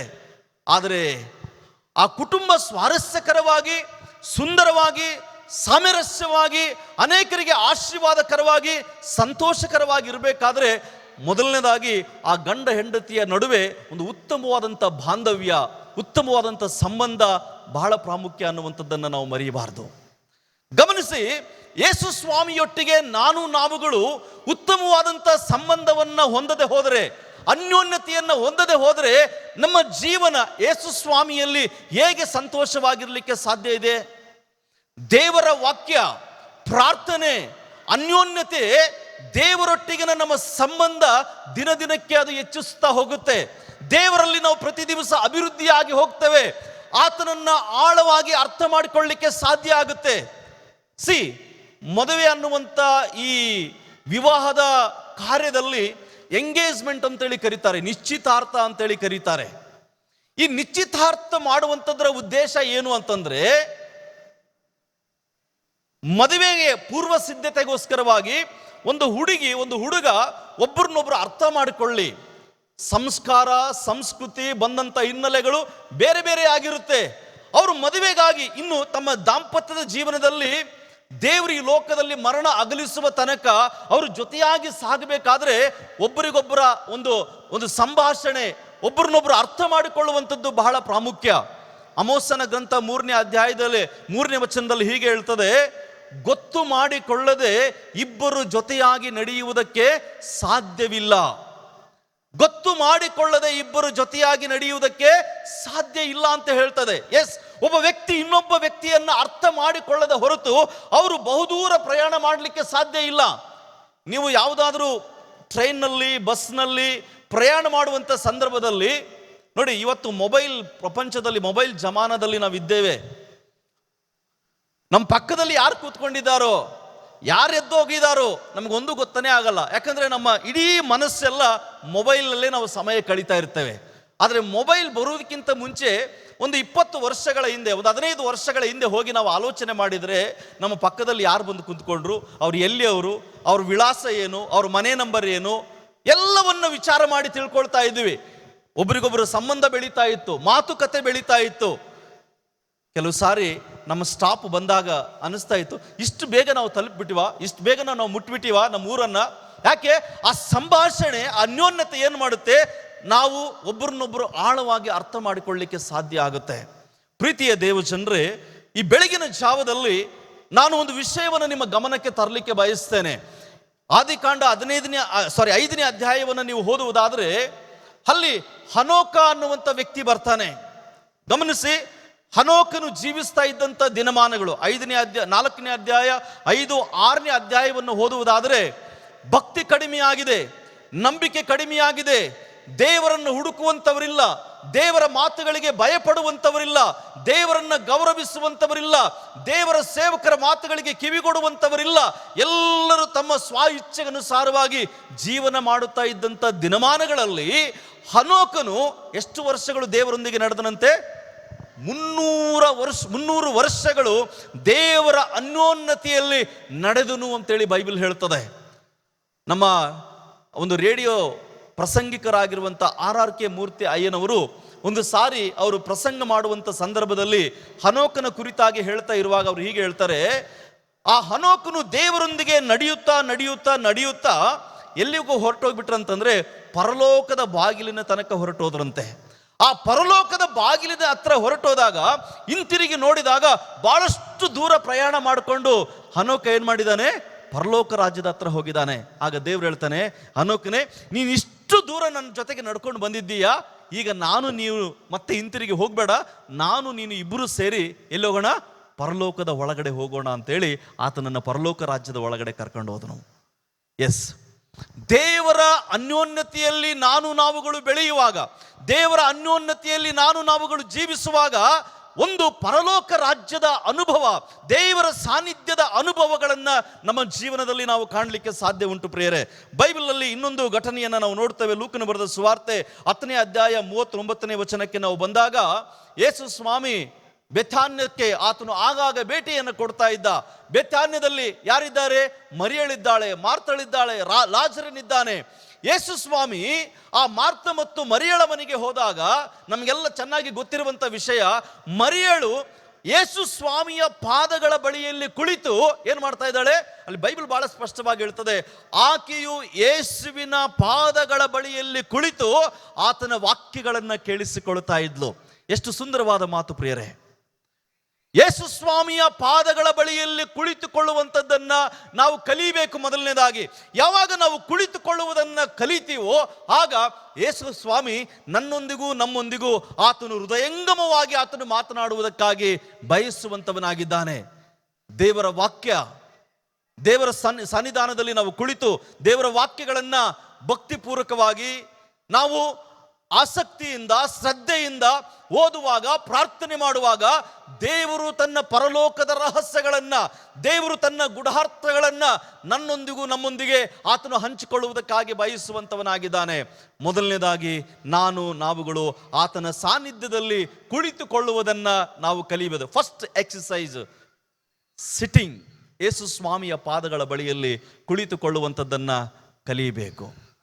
ಈ ಯೋಗ ಮಾಡುವಂಥವರಿಗೆ ಮೊದಲನೇ ಎಕ್ಸಸೈಸ್ ಯಾವುದು ಅಂತಂತಂದ್ರೆ ಕುಳಿತುಕೊಳ್ಳೋದನ್ನ ಕಲಿಸ್ತಾರೆ. ಅವರು ಕುಳಿತುಕೊಂಡು ಎರಡೂ ಕಾಲುಗಳನ್ನ ಮಡಿಚಿಕೊಂಡು ಕುಳಿತು ಧ್ಯಾನ ಮಾಡುವುದಕ್ಕಾಗಿ ಕಲಿಸ್ತಾರೆ. ಸೊ ನಮಗೆ ಆತ್ಮೀಕವಾದಂಥ ಎಕ್ಸಸೈಸ್, ಸ್ಪಿರಿಚುವಲ್ ಎಕ್ಸಸೈಸ್ ಯಾವುದು ಅಂತಂದ್ರೆ ಮೊದಲನೇದಾಗಿ ನಾವು ಕುಳಿತುಕೊಳ್ಳುವಂಥದ್ದನ್ನ ಕಲಿಬೇಕು. ಎರಡನೇದಾಗಿ ಏನ್ ಮಾಡಬೇಕು? ನಾವು ಆತ್ಮೀಕವಾಗಿ ಸದೃಢವಾಗಿರ್ಬೇಕಾದ್ರೆ, ಸೈತಾನನನ್ನ ಜಯಿಸಬೇಕಾದ್ರೆ, ಲೋಕದ ಇಚ್ಛೆಗಳನ್ನು ನಾವು ಜಯಿಸಬೇಕಾದ್ರೆ ಎರಡನೇದಾಗಿ ನಾವು ಮಾಡಬೇಕಾದಂಥ ಎರಡನೇ ಕೆಲಸ ಯೆಹೆಜ್ಕೇಲನ ಪ್ರವಾದನೆ ಗ್ರಂಥ 2ನೇ ಅಧ್ಯಾಯದ 1ನೇ ವಚನ. ದಯಮಾಡಿ ಯೆಹೆಜ್ಕೇಲನ ಪ್ರವಾದನೆ ಗ್ರಂಥ 2ನೇ ಅಧ್ಯಾಯ ಅದರ 1ನೇ ವಚನವನ್ನ ನಾವು ಓದಿಕೊಳ್ಳೋಣ. 2ನೇ ಎಕ್ಸಸೈಸ್. ಆತನು ನನಗೆ, ನರಪುತ್ರನೇ ಎದ್ದು ನಿಂತುಕೋ, ನಿನ್ನ ಸಂಗಡ ಮಾತನಾಡುವೆನು ಎಂದು ಹೇಳಿದನು. ಎರಡನೇ ಒಂದು ಎಕ್ಸಸೈಸ್, ವ್ಯಾಯಾಮ ಯಾವುದು ಅಂತಂದ್ರೆ ಎದ್ದು ನಿಲ್ಲುವಂಥದ್ದನ್ನ, ಸ್ಟ್ಯಾಂಡ್ ಫರ್ಮ್. ಇಂಗ್ಲಿಷ್ನಲ್ಲಿ ನಾವು ನೋಡ್ತೇವೆ ಸ್ಟ್ಯಾಂಡ್ ಫರ್ಮ್, ಎದ್ದು ನಿಂತುಕೋ ಎಂಬುದಾಗಿ ದೇವರು ಯೆಹೆಜ್ಕೇಲನ ಜೊತೆಗೆ ಮಾತನಾಡ್ತಾ ಇದ್ದಾನೆ. ಏನ್ ಸೂಚಿಸ್ತದೆ ಎದ್ದು ನಿಂತುಕೊಳ್ಳುವಂಥದ್ದು? ಆಧ್ಯಾತ್ಮಿಕ ವಿಷಯಗಳಲ್ಲಿ ದೇವರಿಗಾಗಿ ನಾವುಗಳು ದೃಢವಾಗಿ ನಿಲ್ಲುವಂಥದ್ದನ್ನ ನಾವು ಕಲಿತುಕೊಳ್ಬೇಕು. ವಿಶ್ವಾಸಿಗಳಾಗಿ ನಮ್ಮ ಜೀವನದಲ್ಲಿ ಮತ್ತಾಯನ ಸುವಾರ್ತೆ 13ನೇ ಅಧ್ಯಾಯಕ್ಕೆ ನಾವು ಬರುವಾಗ ಯೇಸು ಸ್ವಾಮಿ ಕೆಲವು ಬೀಜಗಳನ್ನ, ಸಾಮ್ಯವನ್ನು ಹೇಳುವಾಗ ಕೆಲವು ಬೀಜಗಳು ದಾರಿಯ ಮಗ್ಗಲಲ್ಲಿ, ಕೆಲವು ಬೀಜಗಳು ಬಂಡೆಯ ಮೇಲೆ, ಕೆಲವು ಬೀಜಗಳು ಮುಳ್ಳು ನೆಲಗಳಲ್ಲಿ, ಕೆಲವು ಬೀಜಗಳು ಒಳ್ಳೆಯ ನೆಲದಲ್ಲಿ ಬಿದ್ದವು. ಯಾವ ಬೀಜಗಳು ಫಲ ಕೊಟ್ಟಿತು 100ಕ್ಕೆ 100ರಷ್ಟು ಅಂತಂದ್ರೆ, ಯಾವ ಬೀಜಗಳು ಒಳ್ಳೆಯ ನೆಲದಲ್ಲಿ ಬಿದ್ದಿದ್ದವೋ ಅದು 30ರಷ್ಟು, 60ರಷ್ಟು, 100ರಷ್ಟು ಫಲ ಕೊಟ್ಟವು. ಯಾವ ಬೀಜಗಳು ಕೊನೆಯ ತನಕ ಕೂಡ ಅವು ತಾಳಿಕೊಂಡಿದ್ದವೋ ಆ ಬೀಜಗಳು ಮಾತ್ರವೇ ಫಲ ಕೊಟ್ಟವು ಅಂತೇಳಿ ನಾವು ನೋಡ್ತೇವೆ. ಪ್ರೀತಿಯ ದೇವ ಜನರೇ, ದೇವರಿಗಾಗಿ ನಾವುಗಳು ನಮ್ಮ ಜೀವನದಲ್ಲಿ ಏನೇ ಶ್ರಮೆಗಳು, ಏನೇ ಸಂಕಟಗಳು, ಏನೇ ಹೋರಾಟಗಳು ಬಂದಾಗಲೂ ಕೂಡ ದೇವರಿಗೋಸ್ಕರವಾಗಿ ನಾವುಗಳು ಕೊನೆಯವರೆಗೂ ಕೂಡ ನಿಂತುಕೊಳ್ಳುವಂಥದ್ದನ್ನ ನಮ್ಮ ಜೀವನದಲ್ಲಿ ಹವ್ಯಾಸ ಮಾಡಿಕೊಳ್ಬೇಕು. ಹೌದು, ವಿಶ್ವಾಸಿಗಳಾಗಿ ನಮ್ಮ ಜೀವನದಲ್ಲಿ ಅನೇಕ ಹೋರಾಟಗಳು ಬರ್ತದೆ. ದಿನಗಳು ಕಳೆದಂತೆಲ್ಲ, ಹೌದಲ್ವಾ, ಬಹಳ ಸಾರಿ ನಮ್ಮ ಮೋದಿಜಿ ಅವರು ಅವರು ಮಾತನಾಡುವಾಗ, ಭಾಷಣ ಮಾಡ್ತಾ ಇರುವಂತ ಸಂದರ್ಭದಲ್ಲಿ ಒಂದು ಮಾತು ಆಗಾಗ ಹೇಳ್ತಾ ಇರ್ತಾರೆ. ಏನ್ ಗೊತ್ತಾ? ಅಚ್ಚೇ ದಿನ್ ಆಯೇಗಾ, ಅಚ್ಚೇ ದಿನ್ ಆಯೇಗಾ ಅಂತ ಹೇಳ್ತಾ ಇರ್ತಾರೆ. ಆದ್ರೆ ನಮ್ಮ ಬೈಬಲ್ ಏನ್ ಹೇಳುತ್ತೆ ಗೊತ್ತಾ? ಪ್ರಸಂಗಿ 12ನೇ ಅಧ್ಯಾಯ ಮೊದಲನೇ ವಚನವನ್ನು ಓದುವಾಗ, ಕಷ್ಟದ ದಿನಗಳು ಸಂತೋಷವಿಲ್ಲ ಎಂದು ಹೇಳುವುದರೊಳಗಾಗಿಯೇ ನಿನ್ನ ಸೃಷ್ಟಿಕರ್ತನನ್ನು ನೀನು ಸ್ಮರಿಸು. ಅಂದ್ರೆ ನಮಗೆ ಮುಂದೆ ಒಳ್ಳೆಯ ದಿನಗಳಿಲ್ಲ. ನಮಗೆ ದೇವರ ಮಕ್ಕಳಾದಂಥ ನಮಗೆ ಕಷ್ಟದ ಮಧ್ಯದಲ್ಲಿ ದೇವರು ನಮ್ಮನ್ನು ಸಂರಕ್ಷಣೆ ಮಾಡ್ತಾನೆ, ಯಾವ ಸಂಶಯವೂ ಕೂಡ ನಮಗಿಲ್ಲ. ಆದರೆ ಮುಂದೆ ನಮಗೆ ಇರುವಂಥದ್ದು ಶ್ರಮೆಯ ದಿನಗಳು, ಸಂಕಟದ ದಿನಗಳು. ಯೇಸು ಸ್ವಾಮಿ ತಾನೇ ಆತನು ಬೋಧನೆ ಮಾಡಿದ್ದಾನೆ. ಮತ್ತಾಯನ ಸುವಾರ್ತೆ 5ನೇ ಅಧ್ಯಾಯ 11ರಿಂದ 13 ವಚನಗಳನ್ನು ಓದುವಾಗ, ಲೋಕದಲ್ಲಿ ನಿಮಗೆ ಶ್ರಮೆ ಇದ್ದಾವೆ, ಲೋಕದಲ್ಲಿ ನಿಮಗೆ ನಿಂದೆಗಳಿದ್ದಾವೆ, ಲೋಕದಲ್ಲಿ ನಿಮಗೆ ಅವಮಾನಗಳಿದ್ದಾವೆ, ಆದರೆ ಧೈರ್ಯವಾಗಿರ್ರಿ, ನಾನು ಲೋಕವನ್ನು ಜಯಿಸಿದ್ದೇನೆ, ನಿಮ್ಮನ್ನು ಲೋಕಕ್ಕೆ ಬೆಳಕನ್ನಾಗಿ, ಭೂಮಿಗೆ ನಾನು ನಿಮ್ಮನ್ನು ಉಪ್ಪನ್ನಾಗಿ ಇಟ್ಟಿದ್ದೇನೆ ಅಂತ ಹೇಳಿ ಯೇಸು ಸ್ವಾಮಿ ನಮಗೆ ಧೈರ್ಯದ ಮಾತುಗಳಿಂದ ಆತನು ನಮ್ಮ ಜೀವನಗಳನ್ನು ಬಲಪಡಿಸಿದ್ದಾನೆ. ಪ್ರಿಯರೇ, ಯೇಸು ಸ್ವಾಮಿಗಾಗಿ ಎದ್ದು ನಿಂತುಕೊಳ್ಳುವಂಥದ್ದು ಅಂತಂದ್ರೆ ಅರ್ಥ ಯೇಸು ಸ್ವಾಮಿಗಾಗಿ ಸಾಕ್ಷೀಕರಿಸುವಂಥದ್ದು. ಬಹಳ ಸಾರಿ ನಮ್ಮ ಜೀವನದಲ್ಲಿ ಶ್ರಮೆಗಳು ಬಂದಾಗ, ಸಂಕಟಗಳು ಬಂದಾಗ, ಹೋರಾಟಗಳು ಬಂದಾಗ ನಾವೇನು ಮಾಡ್ತೇವೆ? ಪೇತ್ರನಂತೆ ಅನೇಕ ಸಾರಿ ಯೇಸುವನ್ನ ಬಿಟ್ಕೊಟ್ಬಿಡ್ತೇವೆ. ಆತನ ಯಾರೋ ನನಗೆ ಗೊತ್ತಿಲ್ಲ, ಆತನ ಪರಿಚಯನೇ ನನಗಿಲ್ಲ. 3.5 ವರ್ಷಗಳ ತನಕ ಯೇಸು ಸ್ವಾಮಿಯ ಅನ್ಯೋನ್ನತೆಯಲ್ಲಿದ್ದಂಥ ಈ ಶಿಷ್ಯನ ಪರಿಸ್ಥಿತಿಯನ್ನು ನಾವು ಆಲೋಚನೆ ಮಾಡೋಣ. ಇವತ್ತು ನಾವುಗಳು ಪೇತ್ರನ ಸ್ಥಾನದಲ್ಲಿ ನಿಂತುಕೊಂಡು ಯೇಸು ಸ್ವಾಮಿಯನ್ನು ಎಷ್ಟು ಸಾರಿ ನಮ್ಮ ಜೀವನದಲ್ಲಿ ನಾವು ಬಿಟ್ಟು ಕೊಟ್ಟಿದ್ದೇವೆ. ಸಾಕ್ಷೀಕರಿಸಬೇಕಾದಂಥ ಸಂದರ್ಭದಲ್ಲಿ, ದೇವರಿಗಾಗಿ ನಾವು ದೃಢವಾಗಿ ನಿಂತುಕೊಳ್ಳಬೇಕಾದಂಥ ಸಂದರ್ಭದಲ್ಲಿ, ಸವಾಲುಗಳನ್ನು ಎದುರಿಸಬೇಕಾದಂಥ ಸಂದರ್ಭಗಳು ನಮ್ಮ ಜೀವನದಲ್ಲಿ ಬಂದಾಗ ಅನೇಕ ಸಾರಿ ನಾವು ಪೇತ್ರನ ಹಾಗೆ ಭವಿಷ್ಯತ್ತನ್ನು ನೆನೆಸಿ ಯೇಸು ಸ್ವಾಮಿಯನ್ನ ಬಿಟ್ಟು ಕೊಟ್ಟಂತ ಅನೇಕ ಅನುಭವಗಳು ನಮ್ಮ ಜೀವನದಲ್ಲಿ ಇದ್ದಾವೆ. ಪ್ರಿಯರೇ, ವಿಶೇಷವಾಗಿ ಈ ಒಂದು ಲೋಕದಲ್ಲಿ, ಈ ಒಂದು ಪಬ್ಲಿಕ್ ಸೆಕ್ಟರ್ನಲ್ಲಿ ಲೌಕಿಕವಾದಂಥ ಕೆಲಸಗಳನ್ನು, ಉದ್ಯೋಗಗಳನ್ನು ಮಾಡುವಂಥ ಸಂದರ್ಭದಲ್ಲಿ ಅನೇಕ ಹೋರಾಟಗಳನ್ನು ಎದುರಿಸಿದಂಥ ಸವಾಲುಗಳಿದ್ದಾವೆ. ಇವತ್ತು ನಮ್ಮ ಮಧ್ಯದಲ್ಲಿ ಡಾಕ್ಟರ್ ಪ್ರಭುದಾಸ್ ಅಣ್ಣನವರಿದ್ದಾರೆ. ಅವ್ರ ಬಗ್ಗೆ ನಮಗೊಂದು ಒಳ್ಳೆ ಹೆಮ್ಮೆ ಏನು ಅಂತಂದರೆ, ಅವರೊಂದು ಅನ್ಯರ ಮಧ್ಯದಲ್ಲಿ ಕೆಲಸ ಮಾಡ್ತಾ ಇದ್ದಾಗಲೂ ಕೂಡ ಅವ್ರನ್ನ ನಾವು ಅತಿಶಯೋಕ್ತಿಯಾಗಿ ಅವ್ರನ್ನ ಹೆಚ್ಚಿಸ್ಕೊಳ್ಳುವುದಕ್ಕಾಗಿ ಅಲ್ಲ. ಅಫ್ಕೋರ್ಸ್ ನಾವೆಲ್ಲ ಸೇವೆಯಲ್ಲಿದ್ದಂಥವ್ರು, ಪೂರ್ಣಾವಧಿ ಸೇವೆಯಲ್ಲಿದ್ದಂಥವ್ರು. ಬಟ್ ಅಣ್ಣನವರು ಹೊರಗಡೆ ಜಗತ್ತಿನಲ್ಲಿ ಸೇವೆ ಮಾಡುತ್ತಾ ಅನೇಕರಿಗೆ ಒಂದು ಸಾಕ್ಷಿಯ ಬದುಕನ್ನು ಜೀವನ ಮಾಡಲಿಕ್ಕೆ ದೇವರು ಅವ್ರನ್ನ ಸುಂದರವಾಗಿ ಉಪಯೋಗಿಸ್ಕೊಳ್ತಾ ಇದ್ದಾನೆ. ಅವ್ರ ಹತ್ರ ಹೋಗುವಂಥ ಪೇಷಂಟ್ಗಳಿಗೆ ಯೇಸು ಸ್ವಾಮಿಯನ್ನು ಪರಿಚಯ ಮಾಡಿಸದೆ ಅವ್ರು ಕಳಿಸೋದೇ ಇಲ್ರಿ. ಫಸ್ಟ್ ಯೇಸು ಸ್ವಾಮಿ ಅನ್ನುವಂಥ ಆ ಇಂಜೆಕ್ಷನ್ ಕೊಟ್ಟ ನಂತರ ಎರಡನೇದಾಗಿ ಅವ್ರು ಕೊಡಬೇಕಾದಂಥ ಇಂಜೆಕ್ಷನ್ ಕೊಡ್ತಾರೆ. ಪ್ರಿಯರೇ, ದೇವರು ನಮಗೆ ಕೊಟ್ಟಂತ ಒಂದು ಒಳ್ಳೆಯ ಸದಾವಕಾಶ ಏನಂತಂದ್ರೆ, ಯೇಸು ಸ್ವಾಮಿಯನ್ನ ಈ ಲೋಕದಲ್ಲಿ ಪ್ರತಿನಿಧಿಸುವುದಕ್ಕಾಗಿ, ಸಾಕ್ಷೀಕರಿಸುವುದಕ್ಕಾಗಿ, ಯೇಸು ಸ್ವಾಮಿಗಾಗಿ ನಿಂತುಕೊಳ್ಳುವುದಕ್ಕಾಗಿ ದೇವರು ನಮಗೆ ಒಂದು ಒಳ್ಳೆಯ ಅವಕಾಶವನ್ನು ಕೊಟ್ಟಿದ್ದಾನೆ. ಯೋಹಾನ ಸುವಾರ್ತೆ 9ನೇ ಅಧ್ಯಾಯ 22ನೇ ವಚನಕ್ಕೆ ಬಂದಾಗ, ಯೇಸು ಸ್ವಾಮಿ ಒಬ್ಬ ವ್ಯಕ್ತಿಯನ್ನ ಸ್ವಸ್ಥ ಮಾಡಿದ್ದಾನೆ. ಸ್ವಸ್ಥ ಮಾಡಿದ ನಂತರ ಈಗ ಆ ವ್ಯಕ್ತಿ ಸ್ವಸ್ಥ ಆದ ನಂತರ ದೇವಾಲಯದೊಳಗಡೆ ಬಂದಿದ್ದಾನೆ. ಬಂದಾಗ ಅಲ್ಲಿರುವಂತ ಫರಿಸಾಯರು, ಶಾಸ್ತ್ರಿಗಳು ಕೇಳ್ತಾರೆ, ನೀನು ಹೀಗೆ ಸ್ವಸ್ಥವಾಗಲಿಕ್ಕೆ ಯಾರು ಕಾರಣರು ಅಂತ ಹೇಳಿ ಕೇಳಿದಾಗ ಅವನು ಹೇಳ್ತಾನೆ, ನನಗೆ ಗೊತ್ತಿಲ್ಲ, ಐ ಡೋಂಟ್ ನೋ, ಬಟ್ ಈ ನೋಸ್. ಅವನಿಗೆ ಗೊತ್ತು ಯಾರು ನನ್ನನ್ನು ಸ್ವಸ್ಥ ಮಾಡಿದ್ದಾರೆ, ಯಾರು ನನಗೆ ಬಿಡುಗಡೆ ಕೊಟ್ಟಿದ್ದಾರೆ ಅಂತೇಳಿ ಆ ವ್ಯಕ್ತಿಗೆ ಗೊತ್ತು. ಆದರೆ ಸಾಕ್ಷೀಕರಿಸಬೇಕಾದಂಥ ಸ್ಥಳದಲ್ಲಿ ಆತನ ಯಾರು ನನಗೆ ಗೊತ್ತಿಲ್ಲ. ತಂದೆ ತಾಯಿಗಳು ಹೇಳ್ತಾರೆ, ಅವನು ಪ್ರಾಯದವನಾಗಿದ್ದಾನಲ್ಲ, ಅವನನ್ನೇ ನೀವು ಕೇಳ್ಕೊಳ್ರಿ. ಕೆಳಗಿನ ವಚನದಲ್ಲಿ ಓದುವಾಗ ಅವರು ಯಹೂದ್ಯರಿಗೆ ಭಯಪಟ್ಟ ಕಾರಣ ಈ ರೀತಿಯಾಗಿ ಅವರು ಹೇಳಿದರು ಅಂತೇಳಿ. ಅನೇಕ ಸಾರಿ ನಾವು ಸಮಾಜಕ್ಕೆ ಭಯಪಟ್ಟು, ಅನೇಕ ಸಾರಿ ನಮ್ಮ ಸ್ಥಾನಮಾನಗಳಿಗೆ ಭಯಪಟ್ಟು ಯೇಸು ಸ್ವಾಮಿಯನ್ನ ನಾವು ಪರಿಚಯ ಪಡಿಸಬೇಕಾದಂಥ ಸ್ಥಳದಲ್ಲಿ ನಾವು ಪರಿಚಯ ಪಡಿಸದೆ ಹಾಗೆ ಜೀವನಗಳನ್ನು ಕಳೆಯುತ್ತಾ ಇದ್ದೇವೆ. ದೇವರು ಹೇಳ್ತಾನೆ, ನರಪುತ್ರನೇ ಎದ್ದು ನಿಂತುಕೋ ನೀನು, ಯಾಕೆಂದ್ರೆ ನಾನು ನಿನ್ನನ್ನು ಈಗ ಮೊಂಡರಾದಂಥ, ಅವಿಧೇಯರಾದಂಥ, ಅಯೋಗ್ಯರಾದಂಥ ಜನರ ಬಳಿಗೆ ನಿನ್ನನ್ನು ನಾನು ಕಳುಹಿಸ್ತಾ ಇದ್ದೇನೆ. ಆ ಜನ ನೀನು ಹೇಳುವಂಥದ್ದನ್ನು ಕೇಳುವುದಿಲ್ಲ, ನೀನು ಹೇಳುವಂಥ ಮಾತುಗಳಿಗೆ ನಿನ್ನನ್ನು ವಿರೋಧಿಸ್ತಾರೆ, ನಿನ್ನನ್ನು ಅವಮಾನ ಪಡಿಸ್ತಾರೆ, ನಿನ್ನನ್ನು ನಿಂದಿಸ್ತಾರೆ. ಆದರೂ ನೀನು ಅವರ ಮಧ್ಯದಲ್ಲಿ ದೃಢವಾಗಿ ನಿಂತುಕೋ ಅಂತ ಹೇಳ್ತಾನೆ. ಇವತ್ತು ದೇವರು ನಮ್ಮನ್ನ ಯಾವ ಸ್ಥಾನದಲ್ಲಿ, ಯಾವ ಸ್ಥಿತಿಗತಿಗಳಲ್ಲಿ, ಎಂತೆಂಥ ಅವಕಾಶಗಳನ್ನ ದೇವರು ನಮಗೆ ಆತನು ಕೊಟ್ಟಿದ್ದಾನೆ. ಆ ಅವಕಾಶಗಳನ್ನ ನಮ್ಮ ಜೀವನದಲ್ಲಿ ಯಾವ ರೀತಿಯಲ್ಲಿ ನಾವು ಸದುಪಯೋಗ ಪಡಿಸಿಕೊಳ್ತಾ ಇದ್ದೇವೆ, ಇದು ಬಹಳ ಪ್ರಾಮುಖ್ಯವಾದಂಥದ್ದು ಪ್ರಿಯರೇ. ಎಸ್ತೇರಳ ಗ್ರಂಥ 4ನೇ ಅಧ್ಯಾಯ 14ರಿಂದ 16 ವಚನಗಳನ್ನು ಓದುವಾಗ, ಎಸ್ತೇರಳು ಈಗ ಅರಮನೆಯಲ್ಲಿದ್ದಾಳೆ, ಒಳ್ಳೆಯ ಸ್ಥಿತಿಯಲ್ಲಿದ್ದಾಳೆ.